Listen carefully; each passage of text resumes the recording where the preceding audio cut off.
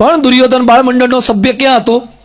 એટલે એનામાં તાલીમ ના હોય, એ તો ઝઘડો કરવાના મતમાં હતો અને નીકળી ગયો ત્યાંથી ભરસભા છોડીને, અપમાન કરીને. અને પછી મનમાં શું વિચાર કરવા લાગ્યો કે કૃષ્ણને બંદી કરી દઈએ, કૃષ્ણને જ કેદ કરી દઈએ, શાંતિ દૂતને કેદ કરવા. કૃષ્ણ પામી ગયા. કૃષ્ણ કહે છે, દુર્યોધન તારા મનમાં એમ છે ને મને કેદ કરવો છે? હું એકલો હોત તો તું કેદ કરે, પણ જો હું કોણ છું, કેવો છું. અને કૃષ્ણ ભગવાને પોતાનું વિરાટ સ્વરૂપ બતાવ્યું, અંબુજા સિમેન્ટ જેવું આખું શરીર બનાવ્યું. અને કૃષ્ણ ભગવાનનો ચહેરો મોટો થઈ ગયો. 33 કરોડ દેવતા, ગંધર્વો, યક્ષો, કિન્નરો, મોઢામાંથી અગ્નિ નીકળવા લાગ્યો. કૃષ્ણ ભગવાને આખું વિરાટ સ્વરૂપ બતાવી દીધું. દુર્યોધન જોઈ ન શક્યો. ભીષ્મ, વિદુર, દ્રોણ, સંજય થોડું થોડું જોઈ શક્યા. ધૃતરાષ્ટ્ર આંધળો તો કઈ રીતે જોઈ શકવાનો? બધા સ્તુતિ કરવા લાગ્યા. ભગવાનનું આ તેજાયમાન સ્વરૂપ સહન ન થયું. ઘણા શું કે એમને ભગવાન બતાવો ને. હવે આપણે સૂર્ય નથી જોઈ શકતા, સૂર્ય રહેવા દો. આ પેલી મર્ક્યુરી બળે છે ને એની સામે જોજો 5 મીઠામું, પછી કશું જ નહીં દેખાય. એક હેલોજનની લાઇટ સામે ના જોઈ શકીએ તો ભગવાનના પ્રકાશ સામે જોવાની મારી તમારી આંખોની અંદર ક્યાં તાકાત છે? તો ભગવાનનું વિરાટ સ્વરૂપ કઈ રીતે જોઈ શકાય? ભગવાનને એમ કે વિરાટ સ્વરૂપ બતાવીએ તો કંઈક દુર્યોધન સુધરે, પણ અમુક ન તો વિરાટ બતાવો કે ફિરાટ બતાવો, સુખ ધરતા જ નથી. દુર્યોધન કોઈ રીતે ન સુધર્યો. વિરાટ સ્વરૂપ એટલે આ સૂર્ય છે, આ ચંદ્ર છે, આ પૃથ્વી મેં કાલે વાત કરી ફરે છે, એ ભગવાનનું વિરાટ સ્વરૂપ છે. ભગવાન બધું કરે છે છતાં સમજી શકતા નથી. દુર્યોધન ન માન્યો, યુદ્ધ કરવું જ છે. કૃષ્ણ ભગવાન ત્યાંથી નીકળી ગયા. ભગવાનનું ધાર્યું પણ નથી થયું. મહાભારત આપણને સાથે પ્રેરણા આપે. કેટલાક શું કે આપણું છે ને ધાર્યું બધું થવું જ જોઈએ, નહીં તો નહીં થાય. કૃષ્ણ ભગવાનનું ધાર્યું નથી થયું એટલે આપણું નહીં થાય. હા, યાદ રાખજો. ભગવાન હતા છતાં એમનું ધાર્યું નથી થયું તો મારું તમારું ધારેલું ના પણ થાય. એની વચ્ચે એક સ્થિરતા. કૃષ્ણ નીકળી ગયા ત્યાંથી. રસ્તામાં કર્ણને સમજાવે છે, કર્ણ માની જા, તું કુંતીનો પુત્ર છે. એ આખો ઇતિહાસ કહી દીધો. હજુ તો આ પક્ષમાં આવી જા. કર્ણ શું કહે છે? મને આખી પૃથ્વીનું રાજ્ય મળે ને તો દુર્યોધન નહીં છૂટે. દુર્યોધન મારો ફાસ્ટ ફ્રેન્ડ છે, એના વગર નહીં ફાવે. આટલી વાતો કૃષ્ણ સમજાવે છે છતાં છોડી શકતા નથી. અને કર્ણને પણ મૂકીને કૃષ્ણ ભગવાન આગળ વધ્યા. કૃષ્ણ ભગવાન ત્યાંથી આ બાજુ આવી ગયા. આ બાજુ કૌરવનો પરિવાર એ સતત એકબીજા પર દોષારોપણ કર્યા કરે છે. પાંડવોનો પરિવાર સંપેલો પરિવાર છે. કૌરવની અંદર સતત ઝઘડા. દુર્યોધન પોતાનો કોઈ વાંક જોઈ શકતો નથી. પાંડવોના પરિવારની અંદર બધા એકબીજાને મદદ કરવાની ભાવના છે. આ રીતે યુદ્ધનો પ્રારંભ થાય છે. કૃષ્ણ ભગવાને પ્રયત્ન કર્યા છતાં યુદ્ધ અટકતું નથી. હવે યુદ્ધનો પ્રારંભ કુરુક્ષેત્ર પસંદ કરવામાં આવ્યું છે. ધૃતરાષ્ટ્રને યુદ્ધ જોવું છે એટલે સંજયે દિવ્ય દ્રષ્ટિ આપી. ધૃતરાષ્ટ્રને સંજય બધા સમાચાર સમજાવે છે. લાઈવ ટેલિકાસ્ટનો પ્રારંભ ત્યાંથી થયો હતો. હા, આસ્થા પર આવે ને સંસ્કાર ચેનલ પર, એ લોકોએ હમણાં શોધ્યું. લાઈવ ટેલિકાસ્ટ 5000 વર્ષ પહેલા મહાભારતમાં હતું અને સંજય લાઈવ જોઈને સંભળાવતો હતો. ટેકનોલોજી એ વખતે હતી ડિવાઇન વિઝન. યુદ્ધનો પ્રારંભ થવાનો છે. આ તરફ પાંડવોની સેના 7 અક્ષોહિણી સેના, આ બાજુ 11 અક્ષોહિણી સેના કૌરવોની ગોઠવાઈ ગઈ છે. બધા જ સેન્ટરની અંદર આવી ગયા છે. અને એ વખતે કૃષ્ણ ભગવાન સારથી બન્યા છે અર્જુનના. અર્જુન કહે છે, સેનયોર ઉભયોર મધ્ય રથમ સ્થાપય મે અચ્યુત. બંને સેનાની વચ્ચે સેન્ટરમાં મારો રથ ઉભો રાખો. કીર મયા સહ યોદ્ધવ્યમ અસ્મિન રણ સમુદ્રમે. રણ મેદાનમાં મારે કોની સામે લડવાનું છે એને હું જોઈ શકું, ઓળખી શકું. કૃષ્ણ ભગવાન રથ બરાબર સેન્ટરમાં લઈ ગયા અને અર્જુને જોયું. અર્જુન કહે છે, કૃપાચાર્ય સાથે લડવાનું, દ્રોણાચાર્ય સાથે લખવાનું, ભીષ્મ સામે લડવાનું? સોરી, અહમ ન યોદ્ધે, અહમ ન યોદ્ધસે, હું યુદ્ધ નહીં કરું, આઈ વિલ નોટ ફાઇટ. અને અર્જુન તો પાછળ જઈને ગોઠવાઈ ગયો, પાછળ બેકયાર્ડમાં જઈને બેસી ગયો. કૃષ્ણ કે વોટ હેપન્ડ, શું પ્રોબ્લેમ છે? એ કે સોરી, હું યુદ્ધ નહીં કરું. હવે ચાલતું હશે જેમ કોઈક વરરાજાના લગ્ન લેવાઈ ગયા હોય, ચોરીમાં આવી ગયા હોય અને પેલા બામણે બૂમો પાડી દીધો હોય, કન્યા પધરાવો સાવધાન, કન્યા આવી ગઈ હોય અને જાનૈયા અડધું ખાવાનું પતાઈ દીધું હોય અને વરરાજો એમ કે હવે નથી પહેણવું, જા નથી પહેણવા વાળી, અડધું પતી ગયું છે, હવે ના પહેણવું. ચાલતું હશે એમ અર્જુન યુદ્ધના મેદાનમાં આવ્યા પછી એમ કે છે, હવે મારે યુદ્ધ નથી કરવું. કૃષ્ણ પામી ગયા, કેમ નથી યુદ્ધ કરવું? એક આ બધા મરી જશે પછી તકલીફ થશે. શું તકલીફ થશે? એક આટલા બધા કૌરવો મૃત્યુ પામી જાય પછી એની પત્નીઓ વિધવા થાય, પત્ની વિધવા થયા પછી સંતાનો અનાથ થાય, અનાથ થયા પછી કુકર્મ વધી જાય, દુરાચાર વધે, પૃથ્વી અધર્મ વાળી થઈ જાય, પૃથ્વી પર અધર્મ છવાઈ જાય. કૃષ્ણ કે પૃથ્વીને ધર્મવાળી કે અધર્મવાળી કરવી એ તારો ડિપાર્ટમેન્ટ છે કે મારો ડિપાર્ટમેન્ટ છે? બીજાના ડિપાર્ટમેન્ટમાં માથું મારો ને એમાં મૂંઝવણ થાય જ. બીજાના ડિપાર્ટમેન્ટમાં માથું બહુ ન મારવું, તમને સોંપ્યું એટલું જ કરવું. કૃષ્ણ કે તને સોંપ્યું છે એટલું કરે, યુદ્ધ કરવાનું ચાલુ કર, મારાથી આ નહીં થાય. અર્જુન ભાગી પડ્યો, લડી નથી શકતો. અર્જુન શક્તિશાળી હતો. દ્રૌપદીના સ્વયંવરમાં જેણે મત્સ્યવેદ કર્યો એ અર્જુન ઢીલો પડી ગયો, પરસ્યો થઈ ગયો. અર્જુનની જીભ સુકાઈ ગઈ અને ધ્રુજવા લાગ્યો. નહીં, ઘણા પહેલી વાર માઇક પર ચડાવે ને ઘણા સ્ટેજ પર, એટલે માતાજી આવવા માંડે, હલવા માંડે. નાના છોકરાને સ્કૂલમાં વાર્તા કેવા ઊભા કરે ને એમાં ઘડીએ ઘડીએ ચડ્ડી ચડાઈ કરે. ચડીને બક્કલ ઢીલું ન થયું હોય, પણ આ બીક લાગે ને એના સિમ્ટોમ્સ છે આ બધા. માથું ખંજવાળવા માંડે. એમ અર્જુનને બીક લાગી ગઈ, ગભરાઈ ગયો. અર્જુનને કૌરવની બીક નથી લાગી, અંદરથી બીક લાગી ગઈ. એની ઇન્દ્રિયોને કંટ્રોલમાં નથી કરી શકતો. પ્રશ્ન આ છે, મોહવશ થઈ ગયા. માણસ મોહવશ બધું કરી બેસે છે, સાચા શત્રુને ઓળખી નથી શકતો. અંદરના શત્રુ એને જીતવાના જ. બોમ્બેની અંદર એક ભાઈ ગૌતમ ગાસ્તે, એના પત્નીએ બપોરે કઢી સરસ બનાવી એટલે જમ્યા. પછી કઢી એને ગમી એટલે ઘરવાળાને કહી ગયા કે કઢી બહુ ફાઈ છે તો સાંજે રાખી મૂકજો, હું નોકરીએથી આવીશ પછી કઢી ખાઈશ. પાછા આયા, જમવા બેઠા, રાહ જોઈ, કઢી હમણાં કઢી ન આવી. ઘરવાળાને કે કઢી ક્યાં ગઈ? એ કે બપોરે હું ખાવા બેઠી ને તો મને બહુ ફાઈ તો હું ખાઈ ગઈ. તો કે કઢી મારા ભાગની શુક્ર ખાઈ ગઈ. ગુસ્સામાં આવી ગયા. એણે પોતાની ઘરવાળીને બોમ્બેમાં 10મા 15મા માળેથી બિલ્ડિંગમાં જ પકડીને હેઠી નાખી, મારી નાખી. હત્યા કર્યાનું પાપ લાગ્યું અને પોલીસ કેસ થયો. બોમ્બેની સેન્ટ્રલ જેલમાં પૂરવામાં આવ્યા. કારણ આપીને સમજાવો, જેલમાં કેમ જવું પડ્યું, શેના લીધે? એક વાક્યમાં જવાબ આપે કે એક શબ્દમાં. એક શબ્દમાં કેવું હોય શું કહેવાય? કઢી. શું? કઢી. કઢીને લીધે તકલીફ થઈ. સહેજ કંટ્રોલ કરી શક્યા હોત તો માણસ મોહવશ થાય. એની અંદર આ બધા પ્રશ્ન થતા હોય છે. તો આપણા સ્વભાવો એ આપણને સતત નડ્યા કરે છે, આ જોઈ શકતા નથી. અર્જુન મોહવશ થઈ ગયો છે, કૃષ્ણ એને બળ આપ્યા કરે છે. એ ઓળખી શકતો નથી સાચું શું છે. માણસ મોહમાં આવી જાય. દક્ષ એ મોહવશ થઈ ગયા એટલે શિવજીનું અપમાન કરી બેઠા. શું કહે છે? શંકર ભગવાનનું અપમાન શંકર ભગવાનના સગા સસરા સતીના પિતા દક્ષે કર્યું. શું બોલવા લાગ્યા કે મરકટાક્ષ છે, સ્મશાનમાં રહેનારો છે, બપૂટ લગાડે છે, જમઈ ભયાનક છે, ખરાબ છે. તો લગ્ન કરતા પહેલા જમીને જોયો નહોતો? પહેલા ખબર નહોતી? પણ મોહવશ થઈ ગયા ત્યારે જમીનો વાંક કાઢવા લાગી જાય છે. એમ મારા તમારા જીવનની અંદર પણ પરિસ્થિતિ આ બને છે. માણસ મોહવશ થઈ જાય ત્યારે સાચો નિર્ણય કરી શકતો નથી.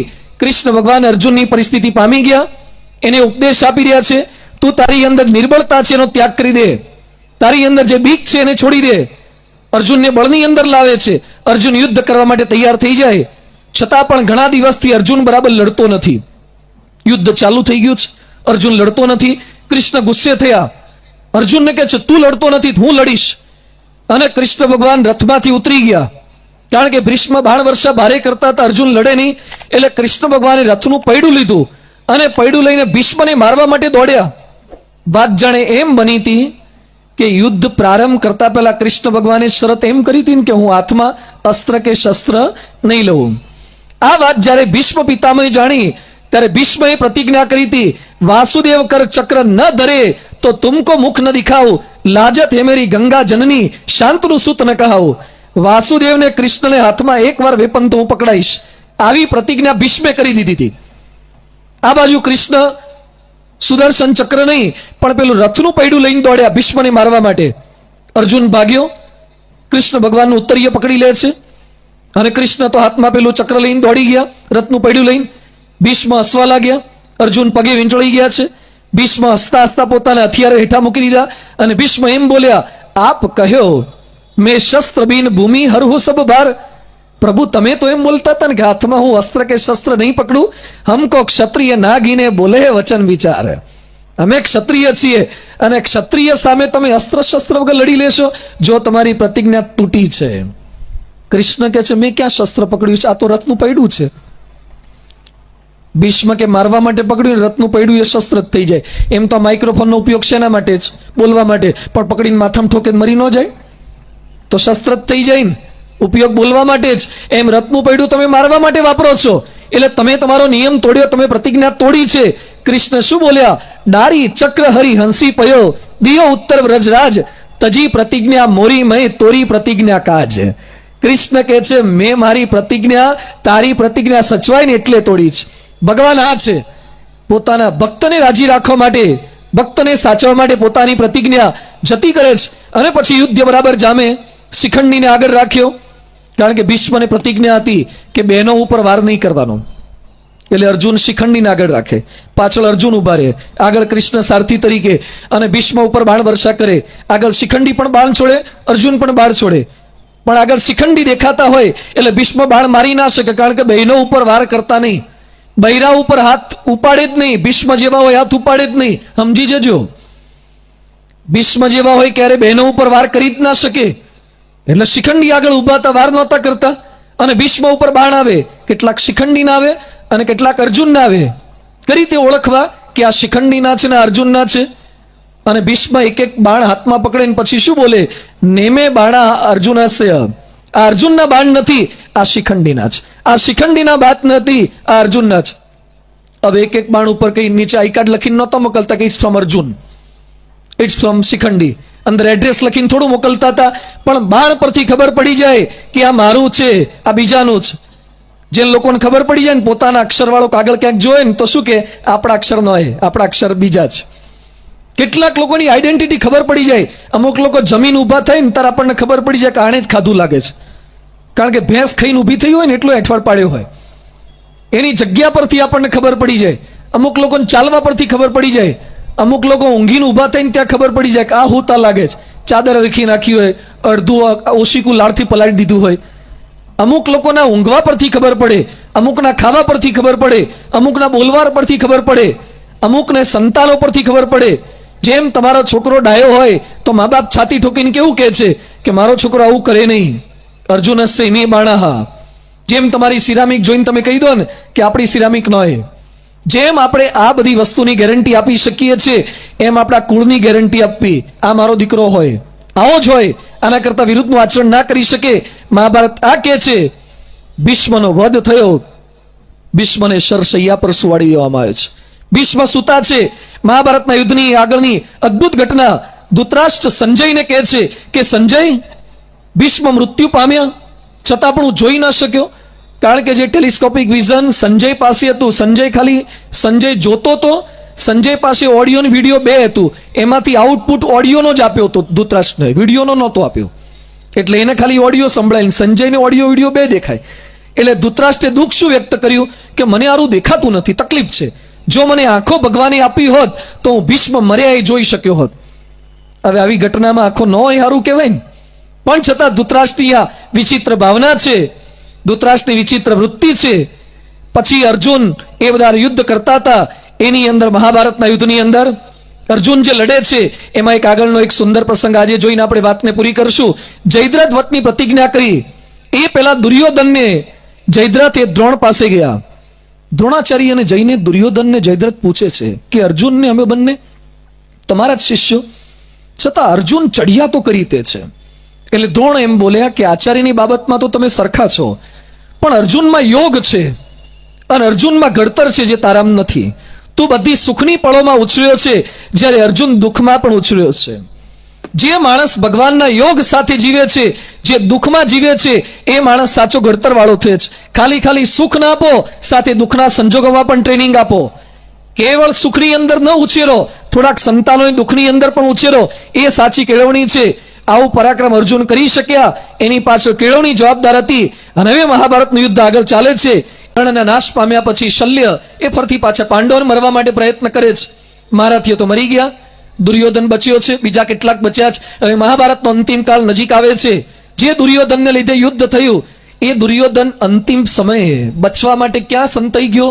પાણીમાં, સરોવરમાં. બાજુમાં કંઈક સરોવર છે, સરોવરમાં સંતાઈ ગયો. ક્યાંય મળતો નથી. બધા શોધે છે કે જેને લીધે આ પ્રશ્ન થયો મૂળને જ શોધો. દુર્યોધન પાણીમાં સંતાઈ ગયેલો. એટલે બધા જ પાંડવો એ સરોવરની બાજુમાં જતા રહ્યા અને બોલાવે છે દુર્યોધનને. શું કરે છે? તાકાત હોય તો બહાર આવ. કેમ ગભરું થઈને, બીકણ થઈને, ડરપોક થઈને પાણીની અંદર ઘૂસી ગયો છે? દુર્યોધન બહાર નથી આવતો. યુદ્ધ કર, તાકાત હોય તો. હવે એને માની હતો એટલે માન આપવું પડે. બી ગયો, ગભરાઈ ગયો પાંડવોથી. એ કે કાંઈ નથી ગભરાયો, તો યુદ્ધ કર અમારી સાથે, દ્વંદ્વ યુદ્ધ કર, 12 વર્ષાની દ્વંદ્વ યુદ્ધ. અને યુધિષ્ઠિર શું બોલ્યા કે તારે જેની સાથે દ્વંદ્વ યુદ્ધ કરવું એની સાથે કર. કૃષ્ણના ગમ્યું નહીં. યુધિષ્ઠિરની છે ને આવી ઉતાવળી અને એની જુગારી વૃત્તિ બહુ હતી. જેની તેની સાથે શું કરવા? હવે નકુલ સહદેવ બોલી જાય તો હેરાન થઈ જવાય ને. છેલ્લે આવું બોલી ગયા. પણ પેલો માની હતો એટલે શું બોલ્યો? હું ભીમ સાથે દ્વંદ્વ યુદ્ધ કરીશ. બહાર નીકળ્યા. ભીમ સાથે દ્વંદ્વયુદ્ધ કરાવડાવે છે. અને પછી કૃષ્ણ ભગવાન એ વખતે પણ કપટ કરીને કૃષ્ણ જાણતા હતા કે અહીંયા કાચો છે, કમરમાં કાચો છે, અને કમરમાં ઘા કરાવી અને દુર્યોધનને મરણતોલ ઘા મરાઈ દે છે. દુર્યોધન પડ્યો, મોતની છેલ્લી ઘડીઓ નજીક છે, અને દુર્યોધન મરતા મરતા કૃષ્ણને ઠપકો આપતા શું કહે છે? તે જ બધું કપટ કર્યું છે, આ કપટ તારું છે, મારા કરતા સારું મોત આખી દુનિયામાં બીજા કોઈને હોય જ નહીં. બોલો, પોતાના મોતની વાતો કરે છે. એ કે આ દુનિયામાં મારા જેવું સારું મોત કોઈનું ના હોય, હું તો સ્વર્ગે જવાનો અને તમે બધા રજડી પડવાના. બોલો, મરતી વખતે પણ લેશ માત્ર પસ્તાવો નથી થતો, અને મરતી વખતે પણ અશ્વત્થામાનો અભિષેક કર્યો સેનાપતિ તરીકે. દુર્યોધનની આવી વૃત્તિ છે. મહાભારતનું યુદ્ધ પૂર્ણતાની આરે હતું, અને એ સમયે કૃષ્ણ ભગવાને અર્જુનને પહેલા ઉતાર્યા. દર વખતે તો કૃષ્ણ ઉતરતા ને પછી અર્જુન ઉતરતા. આ વખતે કૃષ્ણ કહે છે, અર્જુન તું ઉતરી જા, પછી હું ઉતરીશ. જેમ ડ્રાઈવર પહેલા ઉતરે ને પછી માલિક ઉતરે, આજે કહે છે તું પહેલા ઉતરી જા. એ કે પણ પ્રભુ આપ ઉતરો, ના કે તું ઉતરી જા. અર્જુન જેવા નીચે ઉતર્યા પછી કૃષ્ણ ઉતર્યા, અને કૃષ્ણ ભગવાનનો જ રથ બળીને ખાખ થઈ ગયો. અર્જુન કે પ્રભુ શું થયું? આ કેમ રથ બળી ગયો? કૃષ્ણ ભગવાન કહે છે કે યુદ્ધનો પ્રારંભ થયો ને પહેલા જ દિવસથી બળેલો હતો, એટલા તીર આના પર વાગેલા હતા, રથ ખલાસ થઈ ગયો હતો. આ તો હું બેઠો હતો અને તારા પ્રત્યે પ્રેમ હતો એટલે તને બચાવ્યો છે. ભગવાન આપણી સતત રક્ષા કર્યા કરે છે, સતત બચાવે છે. જો દિવસ દરમિયાન કે જિંદગીમાં આપણને કેટલાય અનુભવ થાય, બાથરૂમમાં નાવા જતા હોય અને લપસી જવાની તૈયારી જ હોય, ત્યાં હાથમાં કંઈક આવી જાય અથવા તો ઉભા રહી જવાય, એ સમયે આપણે બોલી ગઈએ છીએ બચી ગયા. એક વાક્ય બોલું કે ભગવાને બચાવી લીધા, બચી ગયા એમ બોલી જઈએ છે. ગાડીમાં ઘણી વાર આપણને એમ થાય, જજમેન્ટ લેતી વખતે ઓવરટેક કરવા જઈએ ને, અને ત્યાં એક્ઝેક્ટ ગાડી સામે આવે ને સહેજ આમ કરીએ, કાઉ મારીએ, અને ત્યાં બચી જવાય. એ વખતે વિચાર કરવો કેટલાય ઓવરટેક કરવા મરી જાય છે, પણ આ બચી ગયા એ ભગવાનને લીધે બચી ગયા. જીવન દરમિયાન આપણને દુઃખ આવે છે, એના કરતા ભગવાન અનેક વખત બચાવે છે, પણ માણસે યાદ નથી રાખી શકતો. દુર્યોધનના મોતના આવા સમાચાર સંજય ધૃતરાષ્ટ્રને આપ્યા, એટલે ધૃતરાષ્ટ્ર રડવા લાગ્યા. ધૃતરાષ્ટ્ર કે મારા જીવનમાં કેમ દુઃખ? પેલાના 5 પાંડવ બચી ગયા અને મારા 100 દીકરામાંથી કોઈ બચ્યા નહીં. મારા દીકરા કેમ આવા થયા? કેમ દીકરા સારા ના થયા? એ સમયે સંજય કહે છે, બીજ બોયા બબુલ કા તો આમ કહા સે ખાય. બાવળિયાનું બિયારણ કરીને પછી કેસર કેરીની આશા રાખો છો. બાવળિયાનું બિયારણ કરતા હતા. એ કે પણ દુર્યોધન આવો કેમ પાક્યો? મારો શું વાંક? એ વખતે સંજય ધૃતરાષ્ટ્રને કહે છે કે તમારો દુર્યોધન નાનો હતો ને ત્યારથી ભીમને મારતો તો તમે અટકાયો નહીં. દુર્યોધન મોટો થયો, ભીમને પાણીમાં નાખી દીધો ત્યારે અટકાયો નહીં. દુર્યોધને ખોટો જુગાર રમ્યો, દુર્યોધને અટકાયો નહીં. દુર્યોધને જંગલમાં મોકલ્યા, અટકાયો નહીં. દુર્યોધને લાક્ષાગૃહમાં બાળી નાખવાનો પ્રયત્ન કર્યો, અટકાયો નહીં. 5 ગામ આપવાની વાત કરી, અટકાયો નહીં. કૃષ્ણ સમજાવવા આવ્યા તોય અટકાયો નહીં. અને મહાભારતમાં છેલ્લે સુધી લડ્યો, અને દુર્યોધન હવે મર્યો તાર તમે એમ કહો છો કે મારો શું વાંક? અરે બાપ તરીકે બધો તમારો જ વાંક છે.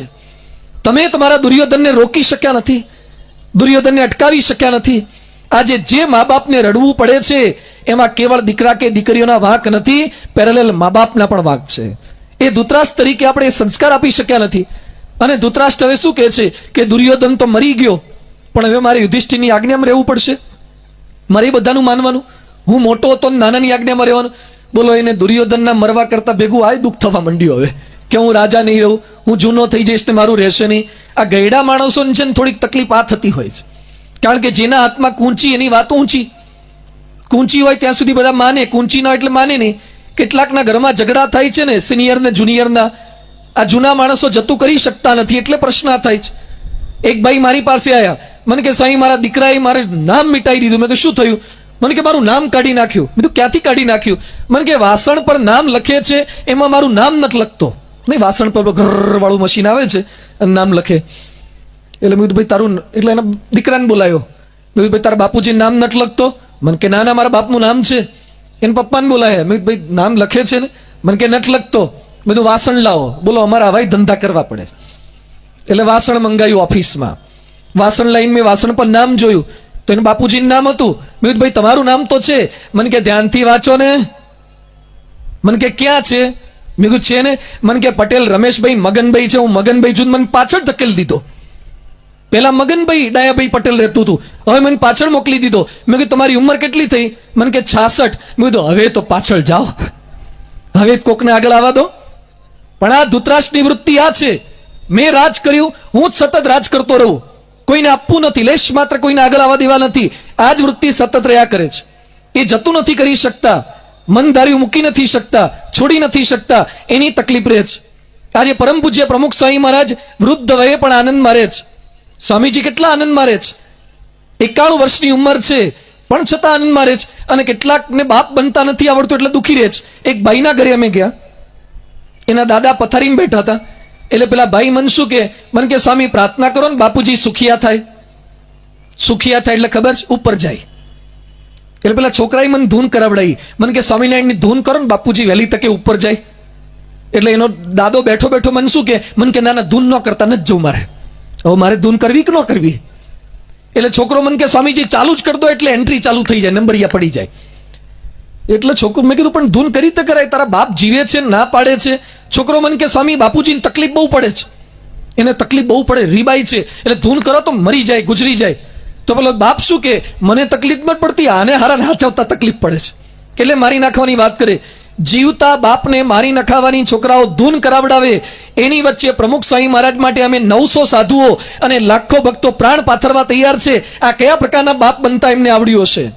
એમને બાપ બનતા આવડે છે, એમને વૃદ્ધત્વને શોભાડતા આવડે છે, વૃદ્ધ થતા આવડે છે.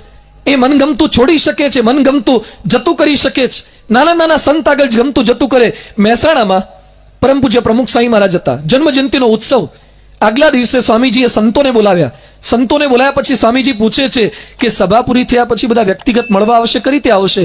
એ કે બાપા આ બાજથી 4 જણા, આ બાજથી 4 જણા. સ્વામી કે 4 જણા આમ જાય તો આપણે મળી કઈ રીતે શકીએ? એ કે સ્વામી હજારો માણસો હોય ને એક એક મળવા લાવીએ તો બહુ મોડું થાય, તકલીફ થાય, એટલે 4 પસાર કરશું. સ્વામી કે બધાને મળાશે? હા કે બાપા વ્યવસ્થા કરી, વાંધો નહીં આવે. સ્વામી કે પણ તોય જોજો, મને ઈચ્છા હતી કે આમ થોડા થોડા આવે સારું. એ દિવસ તો પૂરો થઈ ગયો. પછી સંતો પાછા મળવા ગયા પ્રમુખ સ્વામીને, અને પ્રમુખ સ્વામી મહારાજને કહે છે કે સ્વામીજી તમારી ઈચ્છા હોય તો આપ કહો છો એમ અમે પ્લાનિંગ કરી દઈશું, અમારું મૂકી દઈશું. બીજા દિવસે પ્રમુખ સ્વામી મહારાજ પૂજા જેવી પૂરી થઈ અને પૂજામાંથી ગુલાબના 2 પુષ્પ લીધા અને સંતોના માથા પર મૂક્યા. અને પ્રમુખ સ્વામી મહારાજ, સાંભળજો એમના વાક્ય, આ BAPS સંસ્થાના પ્રમુખના વાક્યો છે.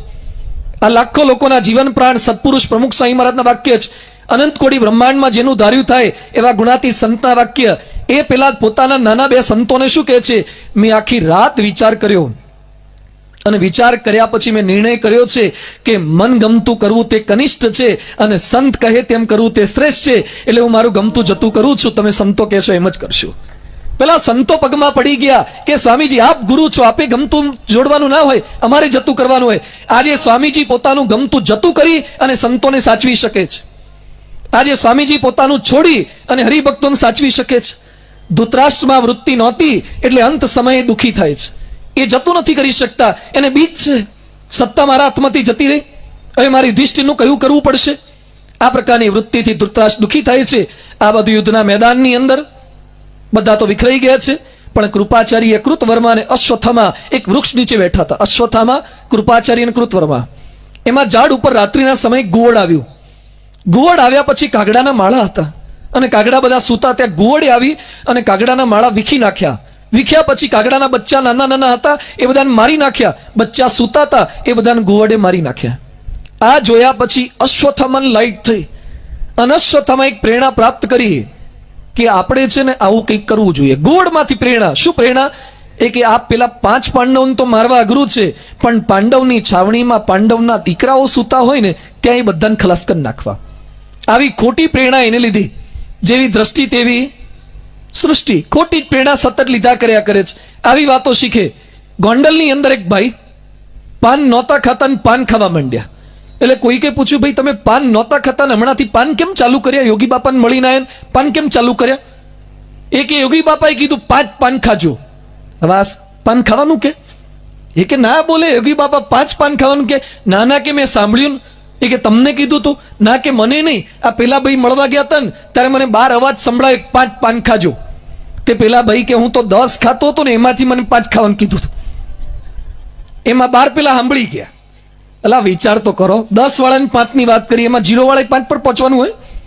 ખોટી પ્રેરણા. ક્યાંય ત્યાંથી આ બધું સતત શીખે. ફિલ્મની અંદર હીરોને સિગરેટ પીતા જોવે એટલે છોકરાઓ સિગરેટના રવાડે ચડી જાય. ફિલ્મમાં હીરો ખુલ્લા બટન રાખીને બાઇક ચલાવે, સ્ટન્ટ કરે એટલે બાઇક ચલાવવાના. એવા ખોટી પ્રેરણા લઈને તો અઝરુદ્દીનનો છોકરો મરી ગયો. અઝરુદ્દીનનો છોકરો બાઇક ચલાવવા ગયો એમાં જ ગુજરી ગયો છે. ખોટી જ પ્રેરણા, ખોટું શીખવાનું. જે કંઈ સારું છે એ શીખો. પશ્ચિમમાંથી ટેકનોલોજી લો, પણ પશ્ચિમનું આંધળું અનુકરણ. કેટલાક શું કે આ ધોળિયાઓ બધા દારૂ પીવે છે, આપણે દારૂ પીઓ. ધોળિયાઓમાં નીતિ નિયમની એ લોકોને કપડાં ઠેકાણાની, એમાંથી આ બધું શીખ્યા તો થોડુંક બીજું એનામાં પ્રમાણિકતા છે શીખો. હમણાં 2 દિવસ પહેલા એક ભાઈ મને મળ્યા, ચાઇના જઈને આવ્યા. મને ચાઇનાની વાત કરતા હતા, આમાંથી કેટલાક તો ચાઇના ગયેલા હશે. મને કે સ્વામી, ચાઇનીઝ માણસોમાં જે કર્મઠતા છે, બોલો સિરામિક ઉદ્યોગને પણ હલાવે છે ને ચાઇના, ડગાવે છે. મને એક ભાઈ અહીંયા સિરામિકના ઉદ્યોગપતિ કહેતા હતા, મને કે જો ચાઇના વાળા સિરામિકમાં ના પડ્યા હોત તો અમારે સોનાના નળિયા થઈ જાય મોરબીમ. આ ચાઇના વાળા જ કોમ્પિટિટર બન્યા છે, એમાં થોડીક તકલીફ છે. શું કર્મઠ માણસો છે ચાઇનાના. એમાં આ ભાઈ ચાઇના ગયા, એક ટેક્સીમાં બેઠા, ટેક્સી વાળો ફેરવી લઈ જતો હતો. એમાં અચાનક ટેક્સી વાળા એક એક્ઝિટમાં નહોતું જવાનું અને નીચે ઉતરી ગયો, બ્રિજથી નીચે ઉતરી ગયો.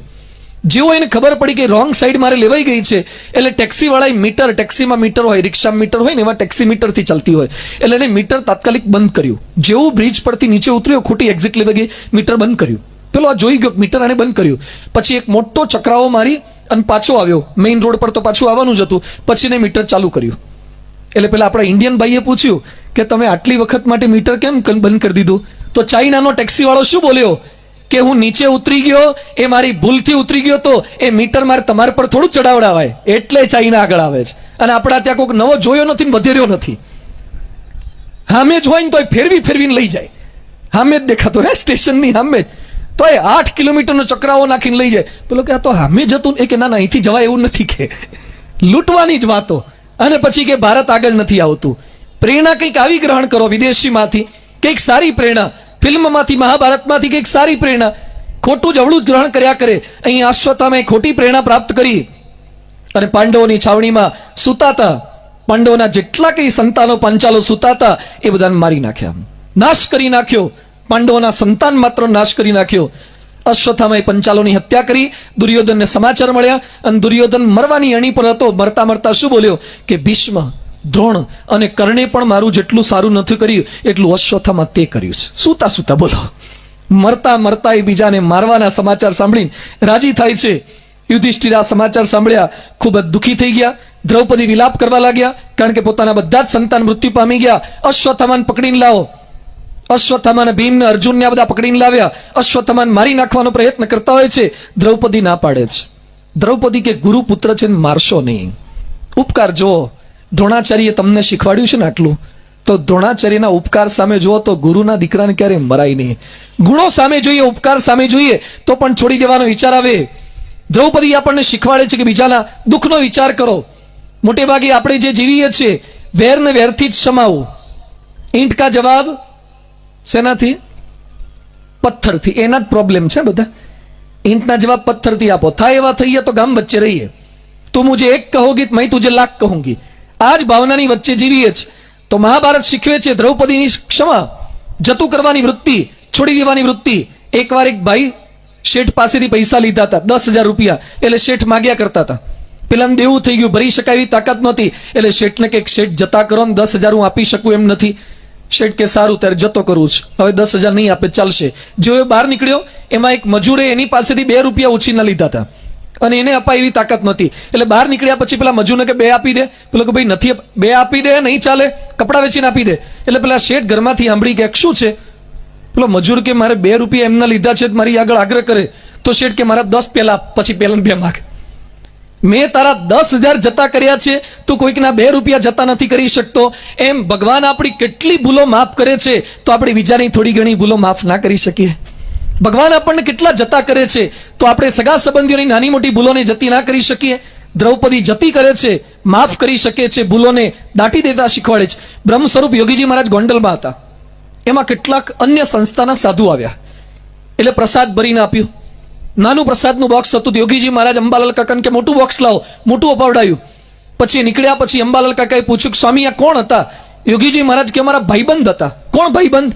એ કે અમે કેરિયા ગામમાં ગયા હતા ને, અમે રસોઈ બનાવતા હતા, ત્યાં અમારી રસોઈના વાસણ ફેંકી દીધા, અમારા પોટલા ફેંકી દીધા, અમને ગળદા પાટું કરીને માર્યા, ધક્કા મારીને બહાર કાઢી મૂક્યા. એટલે અમારા જૂના ભાઈબંધ હતા.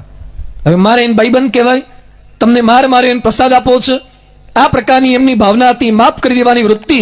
મહાભારતમાં બધા જ સંતાન નાશ પામી ગયા છે, પણ ઉત્તરાના ગર્ભમાં અભિમન્યુનું સંતાન પરીક્ષિત એ ઉછેર પામી રહ્યા છે. મહાભારતનું અંતિમ સંતાન, પાંડવોનું અંતિમ સંતાન, અને અશ્વત્થામાથી આ પણ સહન ન થયું એટલે એને બ્રહ્માસ્ત્ર છોડ્યું છે એને મારી નાખવા માટે. આ પણ ગર્ભને નાશ કરી નાખશે. પુત્રા પ્રાર્થના કરતી કરતી કૃષ્ણ પાસે જાય છે, કૃષ્ણ બચાવી લો. પાંડવ કુળનું એકમાત્ર સંતાન બચ્યું છે.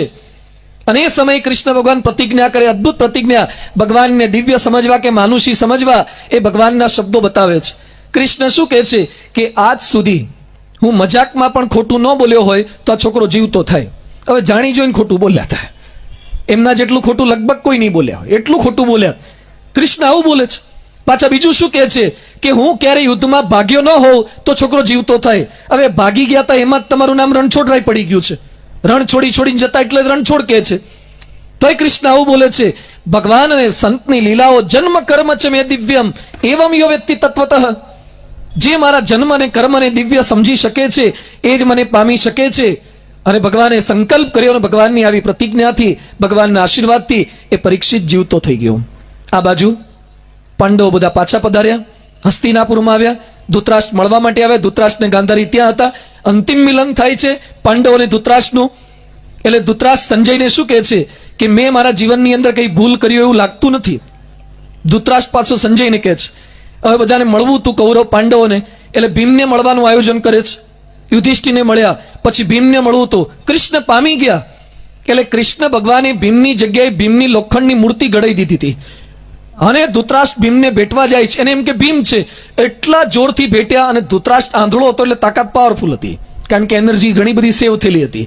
એટલે એને એટલા જોરથી ભેટ્યો, મૂર્તિના ભૂકા બોલાવી દીધા, ક્રશ કરી નાખી આખી મૂર્તિ. અને એને એમ કે મરી ગયો, પડી ગયો. એટલે ધૃતરાષ્ટ્ર પાછો રડવા લાગ્યો. એ કે મારી એવી ઈચ્છા નહોતી પણ વધારે ભેટાઈ ગયો, એમાં ભીમ મરી ગયો. કૃષ્ણ કે મને ખબર હતી કે તમે આવો પ્રોગ્રામ કરવાના જ છો, એટલે મેં ભીમ નહોતો રાખ્યો, ભીમની મૂર્તિ રાખી હતી. ભીમ કે દાદા હું તો દૂર ઉભો છું કે ભીમને મારી છેલ્લે બોલો આટલા ખોટા ધંધા કર્યા પછી પણ છેલ્લે ધૃતરાષ્ટ્ર સુધરતા નથી. કપટી માનસિકતા છે. ગાંધારી આવ્યા, ગાંધારી રડવા લાગ્યા. યુધિષ્ઠિરના નખ પર દ્રષ્ટિ કરી, યુધિષ્ઠિરના નખ પાળા પડી ગયા. અને કૃષ્ણને જોયા પછી ગાંધારી શું કહે છે કે તું યુદ્ધ અટકાવવા માટે સમર્થ હતો છતાં તે આંખ આડા કાન કર્યા છે. હું તને શાપ આપું છું, કૃષ્ણ તને શાપ આપું છું કે તારા દીકરાઓનો પણ સત્યનાશ થશે. કૃષ્ણ ભગવાનને શાપ આપી દીધો. ભગવાનનો દોષ, તમે તમારા દીકરાઓને સંસ્કાર ના આપ્યા અને પછી ભગવાનનો દોષ જોવાનો. ગાડી સ્પીડમાં ચલાવવાની, એક્સિડન્ટ થઈ જાય, હોસ્પિટલે હુતા શું કે તારી આટલી માળા કરી તો ભગવાને બચાયા જ નહીં. તો થોડીક સ્પીડમાં ઓછી ચલાવતા હોય તો આપણે ઓવર સ્પીડિંગમાં ચલાવીએ અને પછી ભગવાનનો દોષ. કેટલાક પરીક્ષામાં મહેનત ન કરે અને પછી પરીક્ષા દિવસો નજીક આવે ને એટલે મંદિરમાં ભગવાન આગળ જાય અને ભગવાનને શું કે ભગવાન પાસ કરી દેજો, અભિષેક કરશું, 101 રૂપિયાનું થાળ ધરશું. અને આટલી બધી માળા અગરબત્તીઓ કરવા લાગે અને પછી નપાસ થઈને પછી શું કે ભગવાનને અગરબત્તીઓ ગમતી નથી લાગતી. કે આટલી અગરબત્તી કરી તો ભગવાને પાસ ના કર્યા. એટલે તે મહેનત ના કરી એ જોતો નથી.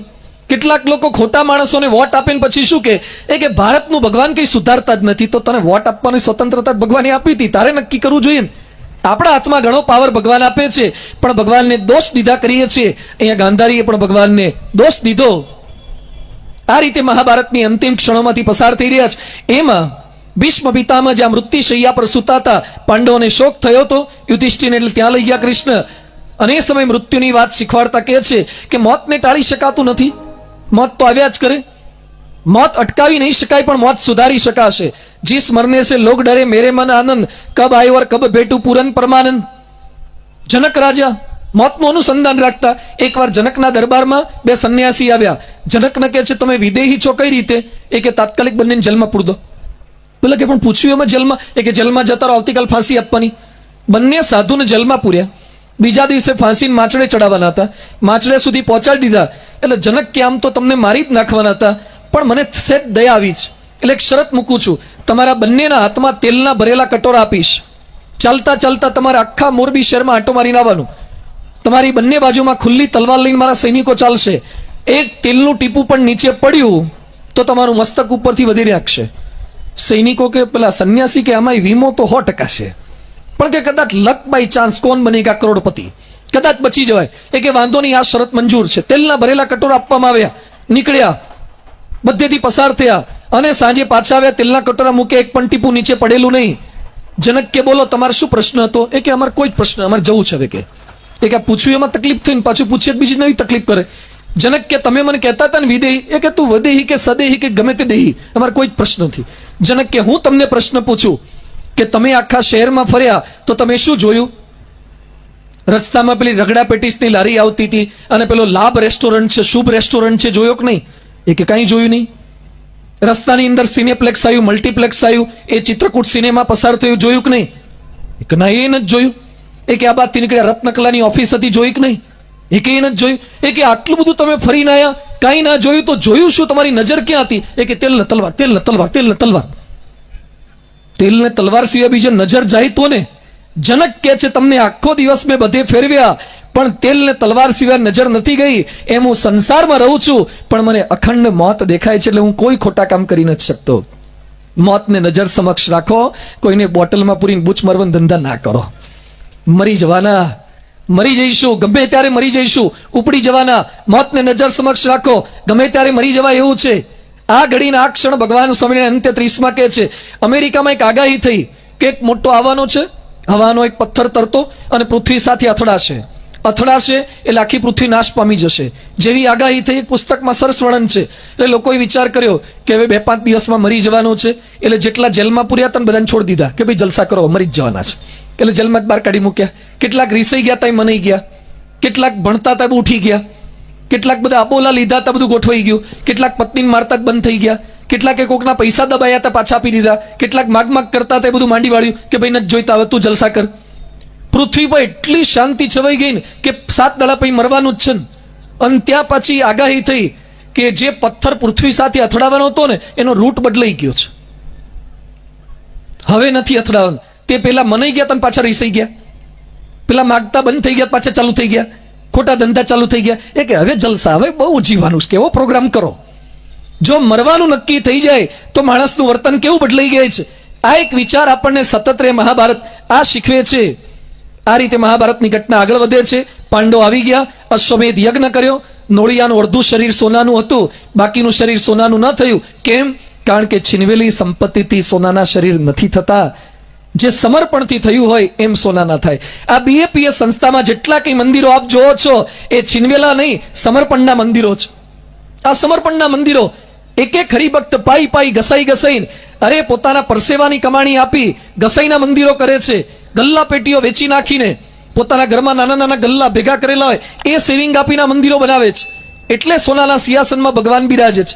કેટલાક મંદિરમાં તમે જોતા હશો, બીએપીએસ ના શિખરબંધ મંદિરમાં સોનાના સિંહાસન. કેટલાકને એમ લાગે વાહ કે સ્વામિનારાયણમાં જ સોનાના સિંહાસન, પણ એક એક હરિભક્તો કરી રીતે ઘસાયા છે. અમારા લંડનમાં એક હરિભક્ત દાલિયા કાકા, આ મંદિર તમે જોવો છો ને પાછળ, આ તો રાજકોટનું મંદિર છે. આવા 850 મંદિર છે, આવું મોરબીના કાંઠે સ્વામીજી કરવાના છે. પણ એ કઈ રીતે થાય છે?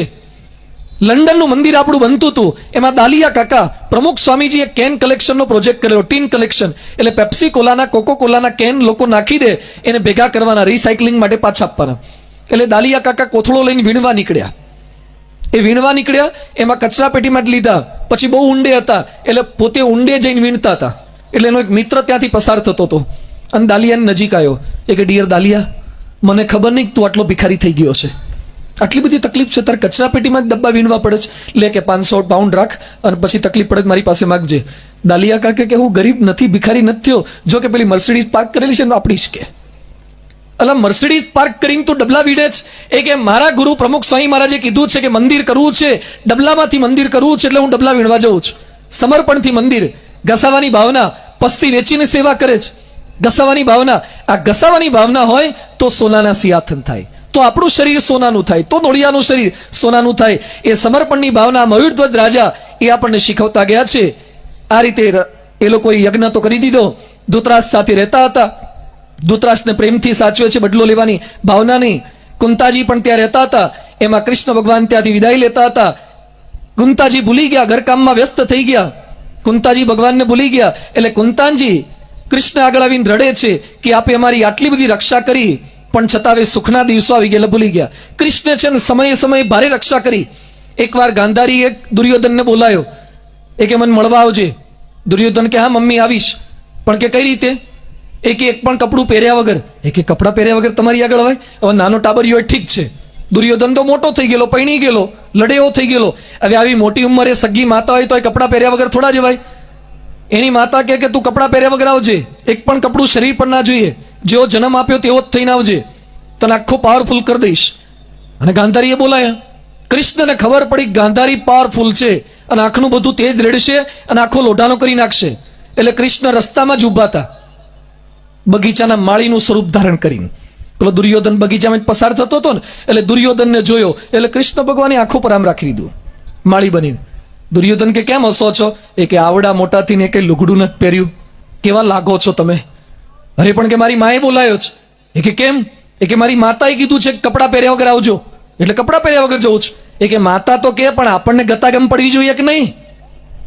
એ કે પણ ગતાગમ પણ મારી માએ કીધું એટલે કપડાં ના પહેરવાના હોય. એ કે એવું ના ચાલે, મોટી ઉંમર થાય એટલે સમજણ રાખવી પડે, કપડાં પહેરાય. એ કે પણ મારી માએ ના પડી. એક કામ કરો કે હું તમને છે ને આ જાંગિયા જેવું સામાન્ય કપડું નીચે પહેરવાનું આવે ને એટલું પહેરે, પણ મારી માએ ના પાડી છે.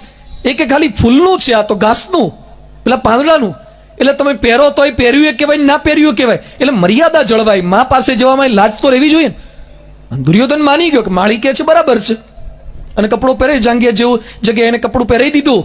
અને પછી દુર્યોધન ત્યાં પહોંચ્યો. એની માં કે બેટા આવી ગયો? હા કે માં આવી ગયો. માં કે કંઈ પહેર્યું નથી? ના કે કશ નથી પહેર્યું. અને ગાંધારી જેવો પટ્ટો ખોલ્યો અને દુર્યોધનની સામે જોયું. અને દુર્યોધનને કે તને કપડા વગર આવવાનું કીધું તું, ના ક્યાં પહેર્યું?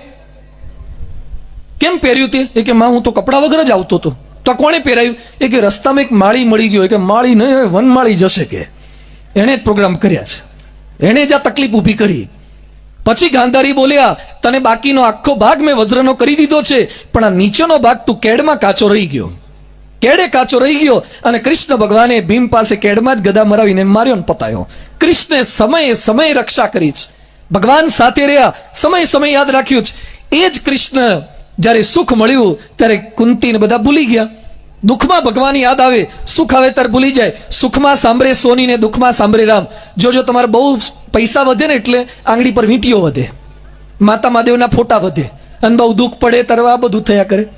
માણસના જીવનમાં આવું જ. હું ઘણી વાર કહું છું કે તમે શિયાળાની સિઝનમાં ગરમ પાણીથી નાતા હોય ને તો એટલી મજા આવે, આમ ટપલેથી રેડ્યા કરે, એમાં ગરમ પાણીનો નળ ચાલુ કરીને મિક્સ કરીને આમ નાયા જ કરે. કેટલાય લીટર પાણી જતું રહે ને કશું જ આપણને યાદ ન આવે. અને એમાં ભૂલે ચૂકે ગીઝર બગડ્યું, હીટિંગ સિસ્ટમ ફેલ થઈ અને ટાઢે પાણી નાવાનું થાય, ઠંડી ભારે અને ઠંડુ પાણી. એટલે કેટલાક તો શું કરે, નીચે થોડોક હાથ નાખે, પાછો હાથ ખેંચી લે, હાથ નાખે, હાથ પાછો ખેંચી લે, જતા રહેશે થોડી વાર રહી, વચ્ચે હાથ નાખીને આમ ખેલ કર્યા કરે. એટલે એની વચ્ચે નાવાની બીક લાગ્યા કરે આપણા મનની અંદર. ત્યાં પાણીની અંદર નીચે જવું તો પડે જ. એટલે જેવા જવા જઈને જેવું માથા પર પાણી પડે અને તરત જ શું બોલે, મહારાજ નાવ, સ્વામી નાવ, સ્વામિનારાયણ નાવ, કૃષ્ણ નાવ, ભગવાન નાવ. અરે ગરમ પાણી જ નાતો તાર ભગવાન યાદ ન આવ્યા, અને જેવો ટાઢા પાણી નાવ તાર ભગવાન નાવ. માણસ માત્રની વૃત્તિ આવી જ, દુઃખ પડે તરત ભગવાન યાદ આવે છે. પણ આ દુઃખ નહીં, દુઃખો કે સુખો દરેકની વચ્ચે ભગવાનને યાદ કરવાના છે. આ વૃત્તિ આપણા મનની અંદર રહેવી જોઈએ. ભગવાન સતત આપણને આ શીખ આપે છે. એટલે અહીંયા પ્રાર્થના કરે છે કુંતા ભગવાનને, કુંતાજી દુઃખ માગ કે લીનો એહી ભક્તિ કી રીતિવી. આ રીતિ છે, ભગવાન પાસે સામેથી દુઃખ માગ્યું. કુંતાજી ભગવાનને શું કહે છે, હે ભગવાન મને સગા સંબંધીમાં મમત્વ બુદ્ધિ છે ને એ પણ છોડી દેજો. મમત્વ પણ આપણને દુઃખ કરે છે. જોજો આ ઘરમાં ઝઘડા થાય તો એ મમત્વ કેવું છે, કેવો સગા સંબંધીનો પક્ષ રહે છે. યોગીજી મહારાજ કહેતા કે એકવાર પટેલ ને પટલાણી વચ્ચે ઝઘડો થયો, રીસાઈ ગયા. હા, ઘણા બધા રીસાતી, પટેલ પટલાણી રીસાય એવું નહીં, લુવાણી રૂસાતા હોય, બધા રીસાતા હોય. દરેકના જીવનમાં પ્રશ્ન નાના મોટા આવે એટલે રીસાઈ ગયા. પણ આ તો એક દ્રષ્ટાંત સ્વરૂપે રીસાઈ ગયા. બોલવાના વ્યવહાર નહીં. રસોઈ પટલાણી કરે, રસોઈની થાળી આમ મૂકી દે, પછી જોવાનું નહીં, આમ ખાવું હોય ખાઈને જતા રહે. પેલા શાકભાજી લેવા જાય, લઈ પેલી થેલી મૂકી દે, પછી કહેવાનું નહીં કે લઈને આવ્યો છે, લઈ લેવાનું. બહારગામ જવું હોય અને પછી એમના કપડા કઈ આગા પાછા હોય તો એ બાજુ જોઈને ના બોલે, દિવાલ સામે જોઈને બોલે, મારા લુગડા ક્યાં? પેલા લુગડા મૂકી જાય, દિવાલ સામે જોઈને બોલે, કારણ કે રીસાઈ ગયેલા હતા ને, હામું જોઈને ના બોલે. આવું સતત રહ્યા કરે. એમાં એકવાર શિયાળાના દિવસો હતા, ઠંડી બહુ હતી, એટલે તાપણું કર્યું. તાપણેથી તાપતા હતા, બોલતા તો નતા. એક બાજુ પટલાણી બેઠા, આ બાજુ પટેલ બેઠા, વચ્ચે તાપણું હતું. ચોરીમાં પેલા ફરતા હોય ને એમ વચ્ચે બરાબર તાપણું રાખ્યું અને એમાં તાપતા, બોલવાનું નહીં, કારણ કે બોલા હતા. એવામાં અચાનક પટેલે લહેંગો પહેર્યો તો લહેંગાની નાડી નીચે લટકતી હતી. એ નાડી લટકતી હતી, પેલું તાપણા પેલું હળગતો કોલસો તો એની બાજુમાં ગઈ અને નાડું હળગ્યું. નાડાનો છેડો થોડોક સળગ્યો અને હુતડી બોમ્બની હેર જેમ હળગે ને એમ ધીમે ધીમે ઉપર આવતું હતું, એટલે બ્લાસ્ટ થાય એવું હતું. એટલે પટલાણી જોઈ ગયા કે આ ટેટાની હેર હળગી છે, પણ આ બોલાય કેમનું? આ હુતડી બોમ્બ પેલો દોરી લટકાયું ને એમાં આખું હળગે, ધીમે ધીમે આગળ વધે છે. બોલાય એવું હતું નહીં, અબોલા લીધેલા હતા. કઈ રીતે કેવું? એટલે પટલાણી શું બોલ્યા? બીજી બાજુ આઈ જાણે માઈ જાણે કિસી કા નાડા જલતા હે. એ બાદ જોયું નહીં, આઈ જાણે માઈ જાણે કિસી કા નાડા જલતા હે. એટલે પટેલે જોઈ ગયા અને તરત જ નાડું પકડી માટીમાં ઘસી ઘસી અને અગ્નિ બગ્નિ ઓલવી નાખ્યો. અને પટેલે બીજી બાજુ જોઈને શું બોલ્યા? રાંડ લડતી હે ઝગડતી હે લેકિન ખ્યાલ અચ્છા રખતી હે. ફરીથી પાછું ગોઠવાઈ ગયું. બોલો, સંસાર વ્યવહારમાં ગમે તેટલા અબોલા થાય પાછા કેવું સેટ થઈ જાય છે. હા, મમત્વ છે. એ મમત્વ આપણને ભગવાન અને સંતે વિશે મમત્વ રે. ગરડા પ્રથમના 54માં અત્નાવતમાં કીધું છે, પ્રસંગ વજ્રમ પાશ્યમ આત્મન કવે વિદુ સૈવ સાધુ સુકૃતમ મોક્ષ દ્વારમ અપાવૃતમ. એવી ભગવાન અને સંતને વિશે પ્રીતિ થાય તો કામ થઈ જાય છે. કુંતાજી આવી પ્રાર્થના કરી, પછી તો ત્યાંથી કૃષ્ણ ભગવાન નીકળી ગયા છે. કૃષ્ણ ભગવાનના દીકરા યાદવ, એ યાદવો એકવાર પસાર થતા હતા, રસ્તામાં ઋષિ મુનિ આવતા હતા અને યાદવોના દીકરાઓને કંઈક સામને બધા હતા અને કંઈક સૂઝ્યું. એક ઋષિ આવતા હતા, મશ્કરી કરવાનું સૂઝ્યું. ઋષિની મશ્કરી, બીજા કોઈ ન મળ્યા, સાધુ જ મળ્યા અને સાધુની મશ્કરી કરશો. કૃષ્ણ ભગવાનના દીકરા હતા છતાં શું કર્યું? એક છોકરાને સામને હતો છોકરો, પણ પેટ ઉપર એક તગારું જેવું મૂક્યું, અંદર મુસલ મૂકી દીધું અને પછી ઉપર કપડું ઢાંકી દીધું અને એક સગર્ભા સ્ત્રી જેવો વેશ ધારણ કરાવ્યો. અને બધા જ છોકરાઓ પેલી બાઈ સ્વરૂપ ધારણ કરી સામને ધીમે ધીમે ચલાવતા ત્યાંથી લઈ ગયા. ઋષિ આગળ લઈ ગયા કે ઋષિની મશ્કરી કરીએ, પટ્ટી પાડીએ. ઋષિને જઈને એમ કે છે કે મહાત્મા તમે તો બહુ મોટા છો, આ અમારા બેન સગર્ભા છે, એમને પ્રસૂતિ થવાની છે, એને શું જન્મશે? દીકરો કે દીકરી આવશે? હવે કપટ કર્યું તું. ઋષિ હતા તો સમર્થ હતા, બધું જાણી ગયા. ઋષિની મશ્કરી કરી. ઋષિ શું બોલ્યા? જે કંઈ જન્મશે એમાંથી જ તમારો સત્યનાશ થશે. જે જન્મશે એમાંથી સત્યનાશ થશે. સતત આવૃત્તિ. ઋષિની મશ્કરી. આજે આ જે સમાજની વચ્ચે અમે લોકો જે જીવી રહ્યા છે, આપણો સમાજ આ થતો જાય છે. સાધુની મશ્કરી, સજ્જનોની મશ્કરી, ધર્મની મશ્કરી, ધર્મસ્થાનની ટીકા. આજે અમારા દુઃખ સાથે કહેવું પડે છે કે સમાજની અંદર આપણને લાંચ રૂશ્વત કરનારા નેતાઓ સામે કોઈ વાંધો નથી હોતો. સમાજની અંદર દારૂ પીનારા વ્યસનીઓ સામે કોઈ વાંધો નથી. અને રોડ પર કોઈ સાધુ મહાત્મા પસાર જાય અને તરત જ નીકળે, એ બાવા નીકળ્યા, એ ચોખ્ખું ઘી જાય, એ લડવા ખાનારા નીકળ્યા. તે તારા બાપુજીને ક્યાં કહીએ છીએ? સતત આ જ વૃત્તિ. કેટલાક પાછા બોલે કે નોકરી કરવી તો સરકારની કરવી, સાધુ થવું તો બોલો તમારે બોલો. હા, સાધુ થવું સ્વામિનારાયણ ના થવું, થાવ તમે ગોઠવી દઈએ, અહીંયા લેતા જઈએ, એમ થવાય જ. પણ સતત આ પ્રકારની ટીકા. આજે આપણને દુઃખ સાથે કહેવું પડે છે, કોઈ મુસ્લિમ પોતાના મુસ્લિમ ઓલિયાની મૌલવીની ક્યારેય મશ્કરી કરતો નથી. આજે હિન્દુ ધર્મની અંદર હિન્દુ સાધુ જે લોકોએ આપણી ભારતીય સંસ્કૃતિને જીવંત રાખી, એની ટીકા, એની ટિપ્પણી. આજે અમારે ભર સભાની અંદર આ વાતચીત કરવી પડે છે. અરે અમે સંતો તો જો, પ્રમુખ સ્વામી મહારાજના બીજા વિશ્વની અંદર કેટલાય જૈન સાધુઓ છે જે બિચારા પગપાળા ચાલતા જતા હોય છે. આવા અનેક સંપ્રદાયની અંદર હશે ક્યાંક કેટલાક ખરાબ, પણ બાકીના કેટલાય સારા છે. તો શા માટે કેટલાક ખરાબને લીધે બાકીના તમામ સારાઓની અંદર દુકાળ પાડી દઈએ છે? અમે કોઈ ક્યારે વ્યસન નથી કરતા. રોડ પર કેટલાય વ્યસની ફરતા હોય એની ક્યારે ટીકા નહીં. અમે ક્યારે માંસાહાર નથી ખાતા, શાકાહારી રહીએ છીએ. અરે અમે ક્યારે બજારનું પાણી નથી પીતા, ક્યારે દુરાચાર નથી કરતા અને પોતાના સમગ્ર માતા પિતા છોડીને આવ્યા અને સતત સમાજની સેવા કરે. ભુજમાં ભૂકંપ થયો ત્યારે અહીંયા સ્ટેજ પર બેઠેલા સંતો અને BAPSના સંતોમાંથી 250 સંતો 3 મહિના સુધી ત્યાં સેવા કરવા ગયા છે. આ મોરબીમાંથી કયો માણસ છે જે 3 મહિના સુધી ભુજમાં સેવા કરવા રોકાયો હોય? 3 મહિના સુધી જે સાધુઓ સેવા કરે, જે સમાજ માટે ઘસાય, અને ગાડીમાં ક્યાંક નીકળ્યા હોય, અમે લોકો ક્યાંક કોલિસમાં જતા હોઈએ, ક્યાંક ઇન્ડિગામ જતા હોય, અને અમુક લોકો અમે રાજકોટમાં એકવાર ગાડીમાં બેઠીને ગયા ને તો એક બાઇક વાળા બાજુમાં આવ્યા, ગ્લાસ અમારો ખુલ્લો હતો અને બાજુમાં નજીક લઈને ગયા, જલસા જ તમારે તો કે. મેં કીધું હાલ તું બેહી જા અંદર, તું બેહી જા, લે જલસા તારા શેમાં જઈએ? અમે ગાડીમાં ન બેસે, તમારે બેસવું છે એમાં? ઊંટ ગાડી લાવી, હવે તારે ઊંટ લારી લાવું, ચાલતા જવું. હવે બોલો, હું મોરબી ચાલતા પારાયણ કરવા આવતો હોય ક્યારે આવું? આ રાજકોટથી રોજ મારે ભાઈ ગાડી ના વાપરવી, અને ગાડી ક્યાં અમારા નામે છે. કેટલાકને એમ થાય સંતોને આવી હારી ગાડી છે, આ મોંઘી ગાડી છે. એટલે ભાઈ ગાડી અમારી નથી, આ તમારી જ ગાડીઓમાં બેસીએ જ. તમે કહેતા હોય કાલથી ચાલવાનું ચાલુ કરી દઈએ. આ ડોક્ટરો હતા, એન્જિનિયરો હતા. હવે તમે બધા પેલા પાનના ગલ્લાવાળા ગાડીઓ ફેરવે છે, તો અમે એન્જિનિયરો શું ઘરે હોત તો ગાડીઓ ના ફેરવી શકતા હોત? તો ગાડીઓ છોડીને આવેલા જ એ ગાડીમાં બેસે છે. અને ક્યાંક કોઈકને મોબાઈલ વાપરતા જોયા, કોઈકને સેવા કરતા જોયા. સમાજની સેવા માટે આખું પોતાનું જીવન સમર્પિત કરનારો આ સાધુ સંતોનો સમાજ છે. ઘસાવાની ભાવના છે. એવા સાધુ સંતોને જોયા પછી આપણું મસ્તક ઝૂકવું જોઈએ. ભલે તમે ધર્મમાં માનો ના માનો એ વસ્તુ અલગ છે, તમે સ્વામિનારાયણ ના થાય ના થાવ એ વસ્તુ અલગ છે, પણ એ બધાની વચ્ચે આપણને કોઈ પણ ધર્મ, કોઈ પણ વ્યક્તિની અંદર, આ બધાની અંદર સન્માન કરવાની ભાવના એ આપણા સૌ કોઈના મનની અંદર રહેવી જોઈએ. આ આદર સત્કાર સાધુ સંતો પ્રત્યે રહે. આ કયા પ્રકારના સાધુ સંતો છે? અમારા બીએપીએસ, આપણી બીએપીએસ સંસ્થાની અંદર 890 સાધુ છીએ. શું ભણેલા ગણેલા. ગાંધીનગર અક્ષરધામ, દિલ્હી અક્ષરધામ જેને ડિઝાઇન કર્યું છે અમારા શ્રીજી સ્વરૂપ સ્વામી છે. આર્કિટેક્ટને ઊંધા પાડી નાખે, સિવિલ એન્જિનિયરને ઊંધા પાડી નાખે. આખું અક્ષરધામ ડિઝાઇન કર્યું છે એક સાધુએ. એ સાધુ થયા ત્યારે એમની ઉંમર 14 વર્ષની હતી. ક્યાંથી આવી સૂઝ, ક્યાંથી આવી કલા કારીગરી? એ કયા પરિવારમાંથી આવે છે? એમના બાપુજી નાગજી કાકા સરાઈવાળા.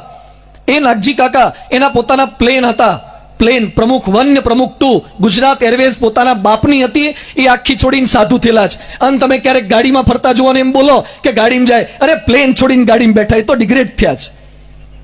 અને ઘરે શું ખાતા તેની વચ્ચે અમે લોકો 1 મહિનાની અંદર 5 નિર્જલ ઉપવાસ કરીએ છીએ. અહીંયા બેઠેલા તમામ સાધુ, આમાંથી 5 ઉપવાસ કરનારા કેટલા? 11 કરે છે, જોઈ છે બે. 11 રસવાળી 11. ઘણા કે છે એકાદશી વાયડી પડે, તે વાયડી પડે ને પાડી ધરાય એટલું ફરાળ ખાય પાછો. વાયડી પડે ને, અરે ફરાળ નથી ખાતા. આ તમામ સંતો મોઢામાં પાણીનું ટીપું નથી મૂકતા. 2 11 પૂનમ, નોમ, પાંચમ, 5 ઉપવાસ અમે તમામ સાધુ કરીએ છીએ. જે ઉપવાસ કરે, જે તપ કરે, જે સેવા કરે, જે તમારા છોકરાઓને સંસ્કાર આપવાની જવાબદારી અમારી. ભાઈ છોકરા તમારા તો તમે સાચવો ને. અમે બીજાના છોકરાને સાચવીએ, અમે સમાજ માટે ઘસાઈએ, અમે મોડી રાત સુધી આ કથા વાર્તા કરીએ, ઉજાગરા કરીએ. 1 રૂપિયાનો સ્વાર્થ છે અમારે. 1 રૂપિયો મોરબીમાંથી નથી લઈ જવો, મોરબીને મંદિર સ્વરૂપે આપીને જવો છે. 1 રૂપિયાનો સ્વાર્થ નથી. આ મોરબીમાં કેટલાય કથા કરો આવીને પૈસા ભેગા કરીને જતા હશે. ક્યારે તમે પ્રશ્ન પૂછ્યો? એની વચ્ચે પ્રમુખ સ્વામી મહારાજ 1 રૂપિયો લેવો નથી, સમાજનું લઈ અને સમાજને આપવું છે. એવા એ પવિત્ર સંત છે. અને કેવા કેવા મોટા માણસો એમના ચરણોની અંદર ઝૂકી જતા હોય છે. ઈવ પીપા જેવો માણસ, ચાઇના ઓલિમ્પિક એની અંદર જે કંઈ ગ્રાન્ડ સેરેમની થયું એને ડિઝાઇન કર્યું.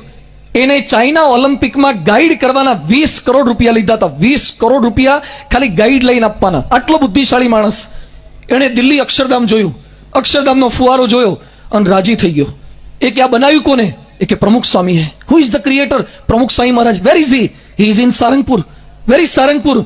It's a small town of Gujarat near by Botad. I have to go there. મારે ત્યાં જવું છે. એ કે ના જવાય. એનો સેક્રેટરી કે સાહેબ ના જવાય. કેમ ના જવાય? કારણ કે તમે તો 5 સ્ટારમાં જ ઉતરો, 7 સ્ટારમાં. સારંગપુરમાં કશું જ નથી. સારંગપુરમાં કેટલા સ્ટાર? મચ્છર સ્ટાર. ગૌશાળા છે મૂતર સ્ટાર. પેલી કેનાલ છે ભૂંડ સ્ટાર. આ બધું ફરતું હોય ને એમાં જવાય ના? કે મારે ત્યાં જવું છે, પ્રમુખ સ્વામી દર્શન કરવા જ. અને પ્રમુખ સ્વામીને મળવા માટે આવ્યા. ઈવ પીપા, આટલો બુદ્ધિશાળી માણસ. ભારત સરકારને જેને ના પાડી દીધી તે ત્યાં આવ્યો. ત્યાં આવ્યા પછી પ્રમુખ સ્વામીના ચરણોમાં પડ્યો, હાર તોરા કર્યા. પ્રમુખ સ્વામી 6 ચોપડી ભણેલા. આ સંત એટલે શું છે? આ ખાલી ભગવા લુગડાવાળા ખામાને સાધુ છે? આ બાવા છે?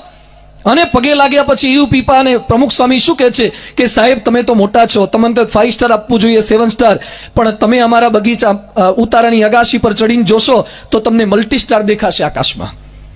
આવી વાત કરી. પછી પ્રમુખ સ્વામી મહારાજની કૃપાથી એમણે ગાંધીનગર અક્ષરધામમાં જે વોટર શો થયો છે એ એમને ડિઝાઇન કર્યો. વોટર શો ડિઝાઇન કરવાની સેવા, એની કરોડ રૂપિયાની ફી હતી. 1 રૂપિયો ફીનો નથી લીધો. અને શું બોલ્યા કે તમારી સંસ્થામાં જ્યારે પણ મારી જરૂર પડે હું તમને નિઃશુલ્કપણે સેવા આપીશ. ઈવ પીપા સેવા આપે છે. જે ચાઇના ઓલિમ્પિકનું કામ કરતો હોય એ સેવા આપે છે. અને એનું ઉદ્ઘાટન સભા હતી. નરેન્દ્ર મોદી, ચિદમ્બરમ બધા હાજર હતા. ત્યારે પ્રમુખ સ્વામી શું બોલ્યા કે આપણને પીપાભાઈ હારા મળી ગયા, પીપાભાઈ કરી નાખ્યા. સ્વામી કે પીપાભાઈ મળી ગયા, એમનું નામ કેટલું સરસ છે, પીપા. પેલા પીન પછી પા. તે પેલા રાજી થઈ ગયા કે મારા નામનો મિનિંગ મને આજે ખબર પડ્યો, મને ખબર નહોતી. સ્વામીજી 6 ચોપડી ભણેલા, લૌકિક કોઈ એવું જ્ઞાન નહીં, છતાં પણ એમના ચરણોમાં આવનારા ઝૂકી પડે છે. આ સંત જુદા છે. સુબ્રમણ્યમ, જેણે પ્રમુખ સ્વામી મહારાજની બાયપાસ સર્જરી કરી લેનોક્સ હિલ હોસ્પિટલ ન્યુયોર્કની અંદર, એ સુબ્રમણ્યમને અમે મળ્યા અમેરિકા ગયા ત્યારે. સુબ્રમણ્યમ સાહેબને મેં પૂછ્યું કે સાહેબ તમે કેટલા ઓપરેશન કર્યા? સુબ્રમણ્યમે 25,000 બાયપાસ સર્જરી કરી છે. 25,000 બાયપાસ. બાયપાસ એટલે ખેલ છે, લોકોના હૃદય સાથે રમત કરવાની, પાછા જીવતા કરવાના. એ સુબ્રમણ્યમ સાહેબે પ્રમુખ સ્વામીનું ઓપરેશન કર્યું પછી ઝી ટીવી વાળાએ ઇન્ટરવ્યુ લીધો કે સાહેબ તમે આટલી જિંદગીમાં આટલા બધા ઓપરેશન કર્યા, તો લોકો એમ કહે છે કે માણસના હૃદયમાં ભગવાન હોય છે, તો તમે હૃદય ખોલતા હતા ત્યારે ભગવાન હોય એવું લાગતું? આ માણસ નાસ્તિક. હા, એની બિલ્ડિંગમાં, એની ક્લિનિકમાં કોઈ ભગવાન દેવી દેવતાનો ફોટો ના રાખે. એટલે શું બોલ્યા? Work is વર્કશીપ. એ કે હું એવું બધું માનતો નથી, મેં કેટલાયના 25,000 હૃદય ખોલ્યા છે, પણ મને ક્યાંય ભગવાનની એવી પ્રતીતિ નથી થઈ. ઇન્ટરવ્યુ પૂરો થઈ ગયો. ઝી ટીવી વાળા કેમેરાનું વાઇન્ડ અપ કરતા હતા. એ કે વેઇટ ફોર અ મિનિટ. એ કે શું કહેવું છે? એક મારે વાત કરવી છે. એ કે 25,000 હૃદય ખોલ્યા, મને ક્યાંય અનુભૂતિ નહોતી થઈ, પણ BAPS સંસ્થાના પ્રમુખ છે પ્રમુખ સ્વામીજી, એમની છાતી ચીરીને હૃદયને હાથ અડાડ્યો તો 24,999 હૃદયમાં જે અનુભૂતિ નહોતી થઈ એ આમાં મને થઈ છે. કંઈક ભગવાન છે એવું મને લાગ્યું છે. એ સુબ્રમણ્યમ સારંગપુરમાં આવ્યા. સુબ્રમણ્યમ સાહેબ 3 કલાક જ ઊંઘે છે. આખા અમેરિકાનો સારામાં સારો વિખ્યાત હાર્ટ સર્જન છે. સારંગપુરમાં પ્રમુખ સ્વામીના ચરણોમાં દંડવત કરીને લેટી ગયા. એને પોતાની ઓફિસની અંદર ઠાકોરજી ભગવાન સ્વામિનારાયણ પ્રમુખ સ્વામી મહારાજનો ફોટો રખાયો છે, અને એની પોતાની નર્સને કહી દીધું બીજું બધું દૂર કરજો, આ ફોટો ક્યારેય દૂર ન કરતા. આ સંતની પૂજા કરીએ છીએ. સંત ભગવાનનું સ્વરૂપ છે. એવા સંતને આપણે હાથ જોડીએ છીએ. તો ભારતીય સંસ્કૃતિ સંતોના ગૌરવની સંસ્કૃતિ છે, આપણા મંદિરોના ગૌરવની સંસ્કૃતિ છે. ડોક્ટર રામમૂર્તિ, આમાંથી ડોક્ટરો કદાચ ઓળખતા હશે, ડોક્ટર રામમૂર્તિ એટલે ભારતના વિખ્યાત કાર્ડિયાક સર્જન. મોડાસામાં ગુજરાતના 600 સર્જનની કોન્ફરન્સ બોલાવી રામમૂર્તિએ, અને કોન્ફરન્સમાં ડોક્ટર શું બોલ્યા? ડોક્ટરની ઉંમર એ વખતે 82 વર્ષની હતી. ડોક્ટર તમામ ડોક્ટરને સંબોધીને કહે છે આજે હું 82 વર્ષનો છું, છતાં પણ આજે વ્યક્તિની છાતી સીધી ચીરી શકું, મગજ આ બધું ચીરી સીધો કાપો મૂકી શકું સ્કેલ વગર, તમે ના કરી શકો. પછી રામમૂર્તિ તમામ ડોક્ટરો એમ કહે છે જો તમને ગાંધીનગરના અક્ષરધામનું ગૌરવ નહીં હોય, તમને પ્રમુખ સ્વામી મહારાજ જેવા સંતનું ગૌરવ નહીં હોય, તો તમે સાચા સારા ડોક્ટર નહીં બની શકો. ગૌરવ લો, આપણી ભારતીય પરંપરાનું ગૌરવ લો. તો આ ઋષિ મુનિનું ગૌરવ ન લઈ શક્યા, અપમાન કર્યું. તો આપણે સૌ મહાભારત શીખવાડે છે આપણા દેવો, ક્યારેક કોઈ દેવી દેવતાની ટીકા ના કરવી. તમે માનો ના માનો એ વાત જુદી છે, બધા દેવી દેવતાને આદર આપતા શીખી જાઓ. તમામ સંતો, તમામ ધર્માચાર્યો દરેક સારા છે. દરેકમાંથી જે કંઈ સારું છે એને આપણે આત્મસાત કરી શકીએ. કોઈની મશ્કરી નહીં, કોઈની ટીકા નહીં. કદાચ ના ગમે એ એમના રસ્તે, આપણે આપણા રસ્તે. દરેકમાં જે કંઈ સારું છે એને આપણે ગ્રહણ કરી શકીએ. એ મહાભારતનો મર્મ આપણને શીખવા મળે છે. મશ્કરી કરી, સંતનો અનાદર કર્યો, યાદવો દુઃખી થશે. યાદવો બધા લડવા ઝઘડવા લાગ્યા, દારૂ પીવા લાગ્યા. કૃષ્ણ ભગવાને ના પાડી છતાં પણ દારૂ પીતા. પ્રભાસ પાટણની અંદર પહોંચ્યા. પ્રભાસ પાટણની અંદર એ લોકોએ દારૂ પીને ઝઘડ્યા. આમ તો જે પેલું મુસલ અંદર રાખ્યું તેને તો તોડી નાખ્યું, ભૂકા કરીને દરિયામાં પધરાવી દીધું કે આનાથી નીકળશે તો મરાય ને. એમાંથી બધી પાનો થઈ, મોટી મોટું ઘાસ થયું, અને પછી નાનો ટુકડો બચ્યો તો એ માછલી ખાઈ ગઈ. એને પારધીએ માછલીને મારી, એમાંથી એ ટુકડો પોતાના તીરની આગળ લગાવવામાં આવ્યો, અને હવે યાદવ કુળનું પતન થાય છે. યાદવ પરસ્પર લડ્યા, દારૂ પીને લડ્યા, ઝઘડ્યા. કૃષ્ણ ભગવાનના દીકરા હતા છતાં પણ દારૂ પીતો તો ભગવાન નથી બચાવી શક્યા. યાદ રાખજો, ભગવાનના દીકરાને દારૂ ન બચાવે તો મોરબીવાળાને દારૂ બચાવે ખરો? ના બચાવી શકે. તમે એમ માનો છો કે ભગવાનને દીવાબત્તી અગરબત્તી કરી એટલે દારૂ થકી બચી જશે? અરે કૃષ્ણના દીકરા નથી બચ્યા. દારૂ પનોતી લાવી દેશે, પતન કરી નાખશે. ક્યારે ન પી શકાય, ક્યારે આવું વ્યસન દુરાચાર ન કરી શક્યા. અને કૃષ્ણ ભગવાન બાલકા તીર્થમાં બેઠા છે. પ્રભાસ પાટણમાં પગ ઉપર પગ ચડાવીને કૃષ્ણ ભગવાન બેઠા છે. અને એ સમયે પારધી આવ્યો, અને પારધી એને એમ કે કોઈ હરણ બેઠું હશે, એને તીર લગાવ્યું, અને ભગવાનના ચરણની અંદર તીર વાગ્યું. એ જ મુસલ દ્વારા, એ તીર દ્વારા ભગવાને સ્વતંત્ર થકા પોતાનો દેહ ત્યાગ કરી દીધો. મહાભારત જીતાડનારા, પાંડવોની સતત મદદમાં રહેનારા એ કૃષ્ણ ધામની અંદર પધારી ગયા, પોતાના લોકમાં પધારી ગયા. આ બાજુ કૃષ્ણે ઉદ્ધવને જ્ઞાન આપીને ત્યાગ તો કરી દીધેલો, અને કૃષ્ણ ભગવાન ધામમાં પધારી ગયા. અને અર્જુન દ્વારિકા બાજુ હતા, ત્યાંથી મહિના પછી પાછા આવ્યા. યુધિષ્ઠિરને અપશુકન થવા લાગ્યા. યુધિષ્ઠિર પૂછે છે કે અર્જુન તું કેમ બોલતો નથી, શું થયું છે? અર્જુન રડી રહ્યો છે. અર્જુન કહે છે વાંચિતો હમ મહારાજ હરિને બંધુણા એન મેય પતમ તેજો દેવ વિસ્પાપન મહત. હું લૂંટાયો. શેના થકી લૂંટાયો? એ કે કૃષ્ણ મને છેતરી ગયા. અરે કૃષ્ણ તને શું છેતર્યો? કૃષ્ણ ભગવાન હતા પણ મારા સારથી બનીને રહ્યા. કૃષ્ણ ભગવાન હતા પણ મારા મિત્ર બનીને રહ્યા. હું ક્યારે કૃષ્ણનું અપમાન કરતો, કૃષ્ણ સાથે મશ્કરી કરતો, કૃષ્ણ મનાવતા છતાં ગીતાની અંદર હું માનતો નહીં. કૃષ્ણ મને છોડીને જતા રહ્યા, મારી બધી તાકાત લઈ ગયા. તદ્વૈ ધનુ તૈ શવ સરતો હયાસ્તે સોહમ રથી નૃપતયો યત આ નમંતી. હું એ જ અર્જુન હતો, બધા મને નમતા, છતાં પણ કૃષ્ણના ગયા પછી મારી કોઈ તાકાત કામમાં લાગતી નથી. નિષ્કુળાનંદ સ્વામી લખ્યું છે, કૃષ્ણ પધાર્યા કેડાની વાત શ્રી ભાગવતે બાકી, કર્યો અસુરે બહુ ઉત્પાત, હરિનારી ઘેર રાખી. અર્જુન ન ઉપજ્યું કાંઈ ગાંડી ઘણું હતું, તો એ ન થઈ તેની સાઈ બુઢા પણ આવ્યું નહોતું. समय समय बलवान है नहीं मनुष्य बलवान, काबे अर्जुन लूटियो वही धनुष्य वही बाण. ભગવાન હતા ત્યાં સુધી તાકાત હતી, ભગવાનના ગયા પછી અર્જુનની બધી જ તાકાત જતી રહી. આપણી અંદર પાવર છે એ ભગવાનનો પાવર છે. ભગવાન ના હોય કશું જ ન કરી શકાય. એ ભગવાનના પાવર સાથે મહાભારતની પૂર્ણાહુતિ છે. મહાભારત આપણને શીખવે છે આ ભગવાનનો પાવર લઈને ચાલો. અર્જુન જેવા સમર્થ હોય છતાં પણ જો ભગવાનની શક્તિ નીકળી જાય કશું જ આપણે કરી શકતા નથી. મહાભારતનો મર્મ આપણને આ શીખવાડે છે. કેટલાક મને પૂછે, મને કે સ્વામી મહાભારતમાંથી છેલ્લે સાર શું, મહાભારત શું શીખવાડે છે? મહાભારત કહે છે આપણે કૌરવમાંથી કેટલુંક શીખીએ, પાંડવમાંથી. કૌરવમાંથી ન કરવું, કુસંપ ન કરવો, દુર્યોધનની જીત ન કરવી, શકુની કપટ ન કરવું, કર્ણનો ખોટો સંગ ન કરવો, ભીષ્મની જેમ પૈસાના દાસ ન થવું, અને પાંડવોની જેમ જુગાર ન રમવો. આ કરશું તો કૃષ્ણની હયાતીમાં પણ તકલીફ થવાની. અને પાંડવોમાંથી પ્રેરણા સહન કરવું, ભજન કરીએ છતાં સહન કરવું પડે. અર્જુનમાંથી પ્રેરણા કરીશ્ય વચનમ તવ, કુંતીમાંથી દુઃખની માગણી, દ્રૌપદીમાંથી પ્રાર્થના, અને કૃષ્ણમાંથી આપણું મન ધાર્યું ન થાય છતાં પણ સ્થિર રહેવાની ભાવના. આપ સૌ એવા સાચા શ્રોતા બનીને આ વાતો સાંભળી રહ્યા છો. કંઈક પ્રેરણા. મોરબીના નાગરિકો બહુ ડાયા છે, તમને બેહાડવા છે એટલે વાત નથી કરતો. હા, હજુ આપણે બેસવાનું છે, બધા શાંતિ રાખજો. થોડીક વાતો કરીને હવે પછી તમને ઉજાગરા નહીં કરાવડાવું. આજ છેલ્લો દિવસ છે, કાલ 10 વાગ્યા સુધી ઊંઘજો નિરાતે. પણ એ બધાની વચ્ચે આ ભગવાનની વાતો, આખા મહાભારતનો મર્મ હજુ આપણે સમજવાનો છે. છેલ્લે શું વાતો કૃષ્ણ ભગવાન આપણને કરી રહ્યા છે, મહાભારતનો શું સાર છે?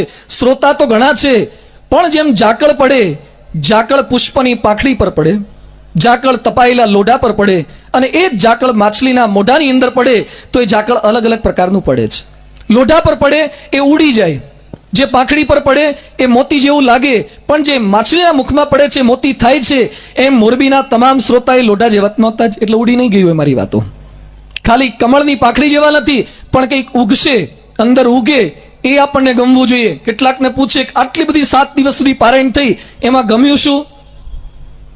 એકવાર એક છોકરાને બાપુજીએ પૂછ્યું કે બેટા તું સવારે 11 થી 5 વાગ્યા સુધી સ્કૂલમાં જાય, એમાં તને સૌથી વધારે શું ગમે? મેથ્સ ગમે, ફિઝિક્સ ગમે, કેમિસ્ટ્રી ગમે, બાયોલોજી ગમે?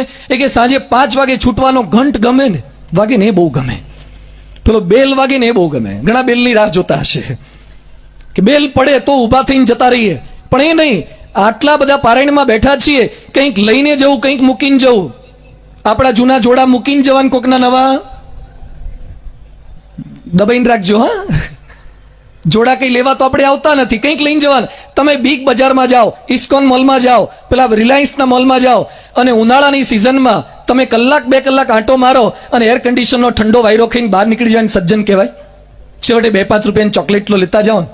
એમ 7-7 દિવસથી આટલી વાતો થઈ છે, ખાલી એમને નીકળી જવાય ને સજ્જન ના કહેવાય. કંઈક લઈને જવું, કંઈક પ્રેરણા પ્રાપ્ત કરીને જવાનું છે. કેટલાક શું કે વાતો બહુ સારી થઈ, આ બધી વાતો છે ને મારા બાજુવાળાને કામ લાગે એવી છે. ઘણા શું કે સાંભળ્યું મહાભારત, હવે ઘરે ન કરતા મહાભારત. આ બધી વાતો આપણા માટે જ. એકવાર અકબર ને બિરબલ વચ્ચે સરસ સંવાદ થયો. અકબર બિરબલને કહે છે, બિરબલ ભારે તકલીફ છે. શું તકલીફ? એ કે મારો જમાઈ બહુ નાલાયક છે. કેમ નાલાયક કહો છો? જમાઈને તમે જ પસંદ કરેલો. એ કે મારી દીકરીને આવવા જ દેતો નથી. ઘણા તકલીફ હશે આવી. એ કે મારી દીકરીને નથી આવવા દેતો. કેટલો ટાઈમ થયો? એ કે 1 વર્ષ થઈ ગયું તો એ મારી દીકરીને ઘરે નથી આવવા દેતો. એ કે તો તમે વિનંતી કરો. એ કે વિનંતી કરી જોઈ તો એ દીકરીને મોકલતો જ નથી. હવે તો જમાઈને પતાઈ દેવો છે. એટલે જમાઈ પતાઈ દેવો, પણ આ તો અકબર હતા. અકબર બિરબલને કે બિરબલ સુડી તૈયાર કરો. સુડી એટલે પેલા દબાઈ દેતા ને, મારી નાખતા. એ કે સુડી તૈયાર કરો. કેટલી? એ કે આપણા ગામમાં જેટલા જમાઈ છે ને બધા જમાઈને મારી નાખવા છે, એટલે સુડીઓ તૈયાર કરો. અકબર કે પણ બિરબલ કે બધાને? હા કે સુડીઓ તૈયાર કરો, રાજા બાજા વાંદરા બધું કરવું જ પડે. એટલે બિરબલે બધી સુડીઓ તૈયાર કરી ગામના ચોકમાં. પછી અકબરને જોવા માટે નીકળ્યા. એમાં એક સોનાની સુડી હતી ને એક ચાંદીની. અકબર કે સોના ચાંદીની કેમ કરી? એ કે સોનાની તમારા માટે ને ચાંદીની મારા માટે. અરે કે આપણા બે માટે કેમ? એ કે જહાં આપણે બે કોકના જમાઈ તો છીએ જ, આપણે બે કોકના જમાઈ છીએ. એમ મહાભારતમાં જેટલી કઈ વાતો થઈ છે એ કોઈકના માટે નહીં, એ આપણને પણ લાગુ પડે છે. આપણે કોકના જમાઈ છીએ. આપણી પણ નાની મોટી ભૂલ થાય છે, એ વાતોનો સ્વીકાર આપણે પણ કરવાનો જ. એ આપણા મનની અંદર સતત અનુસંધાન રહે એવી વાતો આમાંથી આપણે સૌ કોઈએ શીખવાની છે. અને મોરબી શહેરના ભાવિકોની એ શ્રદ્ધા છે. ગઈ વખતે રામાયણની પારણીમાં પણ અનુભવ થયો હતો. આ બધાની ફર્સ્ટ ઇમ્પ્રેશન, ખરેખર હું પ્રશંસા કરવા નથી કહેતો, પણ મોરબીની પ્રજાની જે કર્મઠતા છે, મોરબી પ્રજામાં જે ધગશ છે, મોરબીની પ્રજાની અંદર ધર્મ પ્રત્યેનો આદર સત્કાર છે, એ પછી કોઈ પણ ધર્મની સભા હોય દરેક પ્રત્યે આદર સત્કાર. આટલી મોડી રાત સુધી આ કોઈ ડાન્સની થોડી પાર્ટી છે, અહીંયા હિરોઈનોના ખેલ થોડા છે, આમાં શું મજા આવે? છતાં પણ આપ સૌની ધર્મ પ્રત્યેની, ભગવાન સ્વામિનારાયણ પ્રત્યેની ભાવના છે એટલે મોડી રાત સુધી આપ સૌ બેસો છો, પણ આ જ ભાવનાની ચાલુ રાખવાની છે. ઘણી બધી વાતો અત્યારે તો થઈ ગઈ, પછી શું? જેમ મોબાઈલ તમે ચાર્જ કર્યો હોય ને, પછી તમારે મોબાઈલ ફૂલ ચાર્જ થઈ જાય ને પછી એક વાક્ય લખેલું આવે, remove from charger, remove from charger, remove from charger. Battery full થઈ ગઈ, બેટરી ફૂલ થઈ ગઈ, એમ ઘણા આજે બેટરી બતાવતી હશે, રિમૂવ ફ્રોમ સભા મંડપ, રિમૂવ ફ્રોમ સભા મંડપ. બેટરી ફૂલ થઈ ગઈ, બેટરી ફૂલ થઈ ગઈ. અત્યારે જ બેટરી ફૂલ થઈ ગઈ છે, પછી પાછું અઠવાડિયા પછી લબડાઈને બહાર ઢીલા ડપ પાછા, ફરતી પાછા જઈશે તે. ફરતી આમ રોડ પર જતા હશે ને અને કોઈક પાછું આઘું પાછું બાઇક સેજ અડાવે ને, બાય ચડાવે, ઓળખટ મને, મહાભારત કરીને આવ્યો છું, પ્રેક્ટિકલ મહાભારત. એ કે સ્વામી એ થિયરી કરી હતી, પ્રેક્ટિકલ રોડ પર કરીએ. અલા, મહાભારત નથી કરવાના. મહાભારત ઘરમાં ના થાય એના માટે આ વાતો છે. મહાભારત નથી કરવાના, એ સતત યાદ રાખવાનું છે. તો એના માટે આ શબ્દોનું બળ આપણને લાગવું જોઈએ. અમે બોટ્સવાના દેશમાં ગયા હતા. આફ્રિકાનો એક કન્ટ્રી છે Botswana, fastest growing country in the world, જેની અંદર ડાયમંડ થાય, હીરાની ખાણો. એમાં એક ભાઈ અમારી કથામાં બેઠા હતા, કાળિયો હતો, આફ્રિકાનો કાળિયો, કેની એનું નામ. હું રામાયણની પારાયણ કરતો હતો ને મારી સામે પહેલી જ લાઈનમાં બેઠો હતો, અને તિલક ચાંદલા વાળો કાળિયો. તિલક નહોતું દેખાતું, ચાંદલો જ દેખાતો હતો. એટલો કાળો હતો એટલે કંકુ જ દેખાય, બીજું જ દેખાય જ નહીં. પછી આમ હું કથા કરું ને તો મારી સામે સામે આમ જોવાનું ડોલે, સરસ બધું. આ તો જનક રાજા જેવો છે, ખરેખરો છે, એકદમ શ્રોતા. ઘણા બેઠા હોય ને તો ખબર જ ન પડે જાગે છે કે ઊંઘે છે, એકદમ ધ્યાન કરીને બેઠા. આ તો રિસ્પોન્સ આપે. તમારી બધું મોરબીનું ઓડિયન્સ એવું છે, રિસ્પોન્સિવ ઓડિયન્સ છે, સામે જોયા કરે, આપણને હકાર આપે. એમાં હકાર મને આપે. આખી 2 કલાક મેં કથા કરીને ડોલતો જાય, એટલે સભા પૂરી થયા પછી મેં પરિચય કર્યો. What's your name? મને કે માય નેમ ઇઝ કેની. ડુ યુ અન્ડરસ્ટેન્ડ માય કથા? મને કે અન્ડરસ્ટેન્ડ. મને કે લિટલ બીટ. મેં કીધું શું સમજ્યો? મને કે રામા, રાવણા, સીતા, હનુમાના, આ થોડી ખબર પડી. મેં કીધું બાકીનું અંદર સ્ટોરી શું આવી? કે નો, ડોન્ટ નો ગુજરાતી. હું તો ગુજરાતીમાં કથા કરતો હતો, આ તો એક જ કાળિયો હતો, બાકીના ગુજરાતી હતા. કીધું તું ગુજરાતી સમજતો નથી તોય આખી કથામાં 2 કલાક સુધી શું કરવા માથું હલાવતો હતો?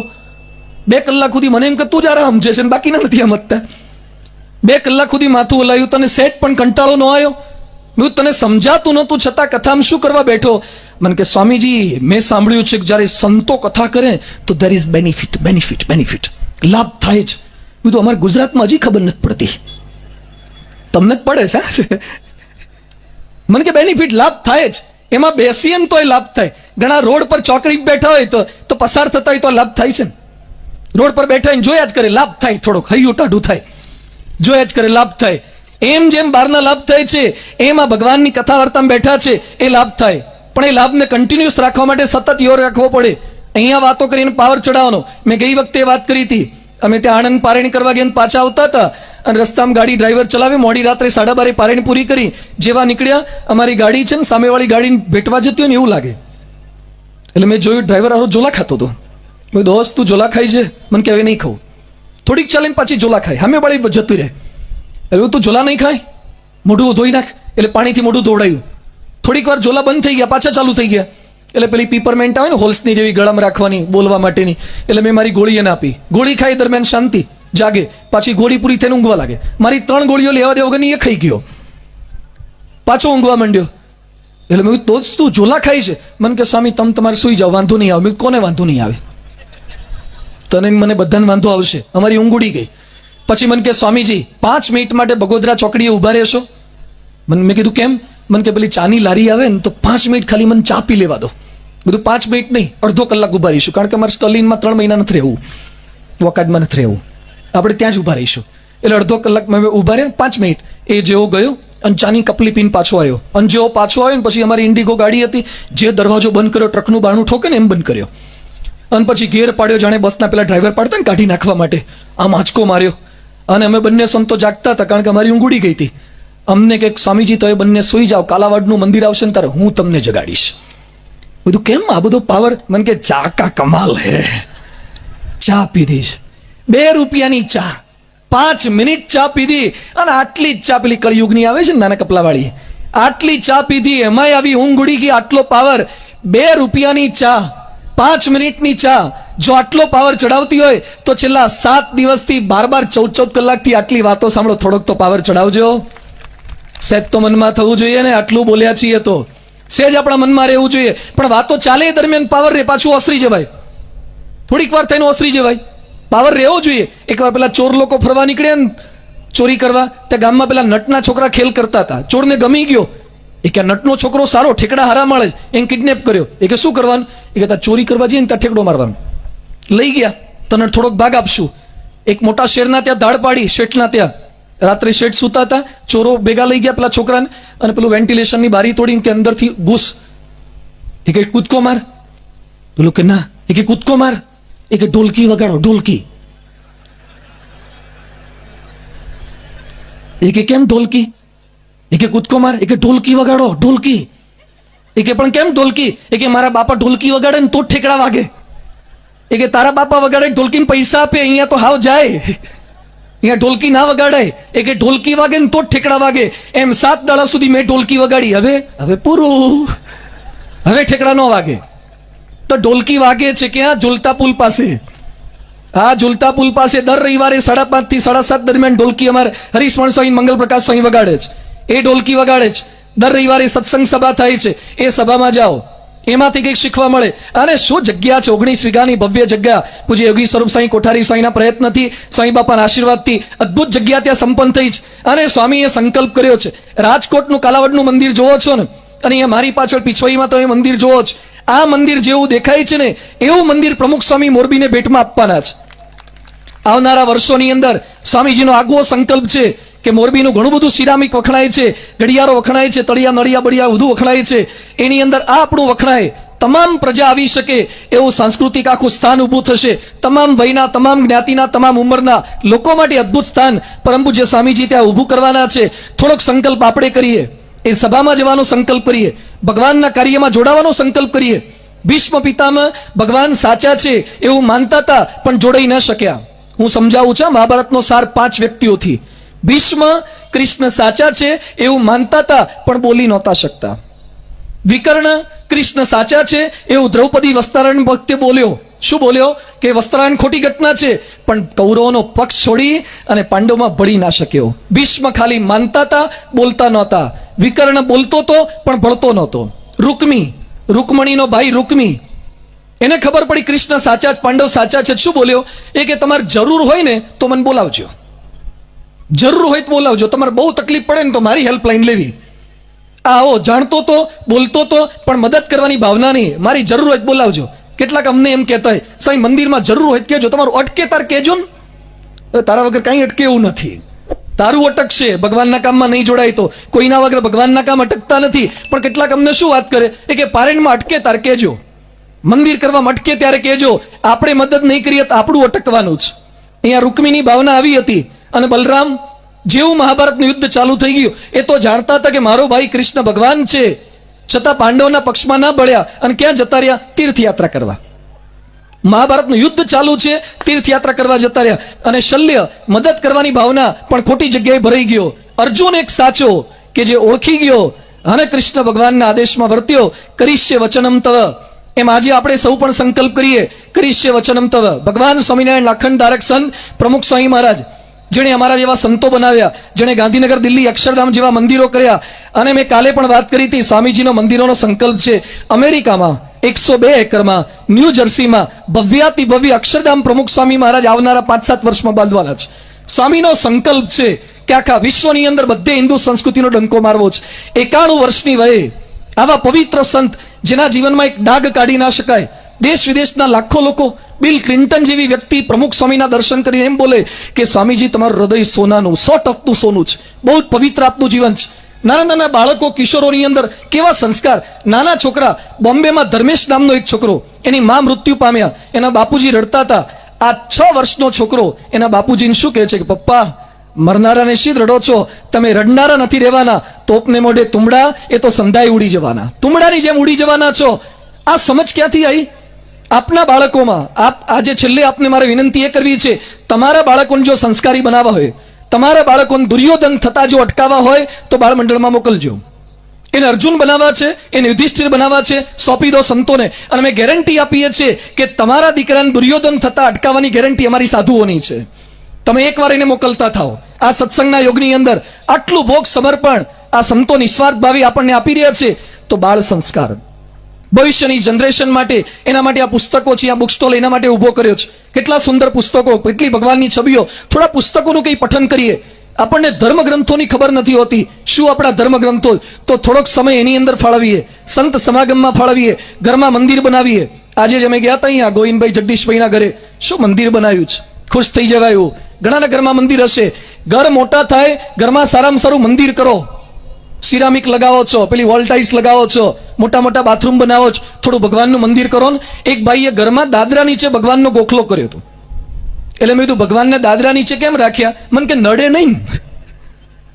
એટલે તને ગામનું આખું નડતું નથી, ભગવાન નડ્યા? તો ભગવાન, જે ભગવાનને માનો એની મૂર્તિ પધરાવો. આવી ધર્મ ભાવના જો વધે અને ખરેખર મોરબી આખા વિશ્વની અંદર નામ રોશન કરી શકે એવું અદ્ભુત શહેર છે. આ પારાયણ દ્વારા સતત પ્રતીતિ થાય છે. ગયા વર્ષે પણ 7 દિવસ આપ સૌની સાથે ગાળવાનો લાભ મળ્યો. અને ખરેખર તમામ સંતોને મેં તો વાત કરીએ છીએ.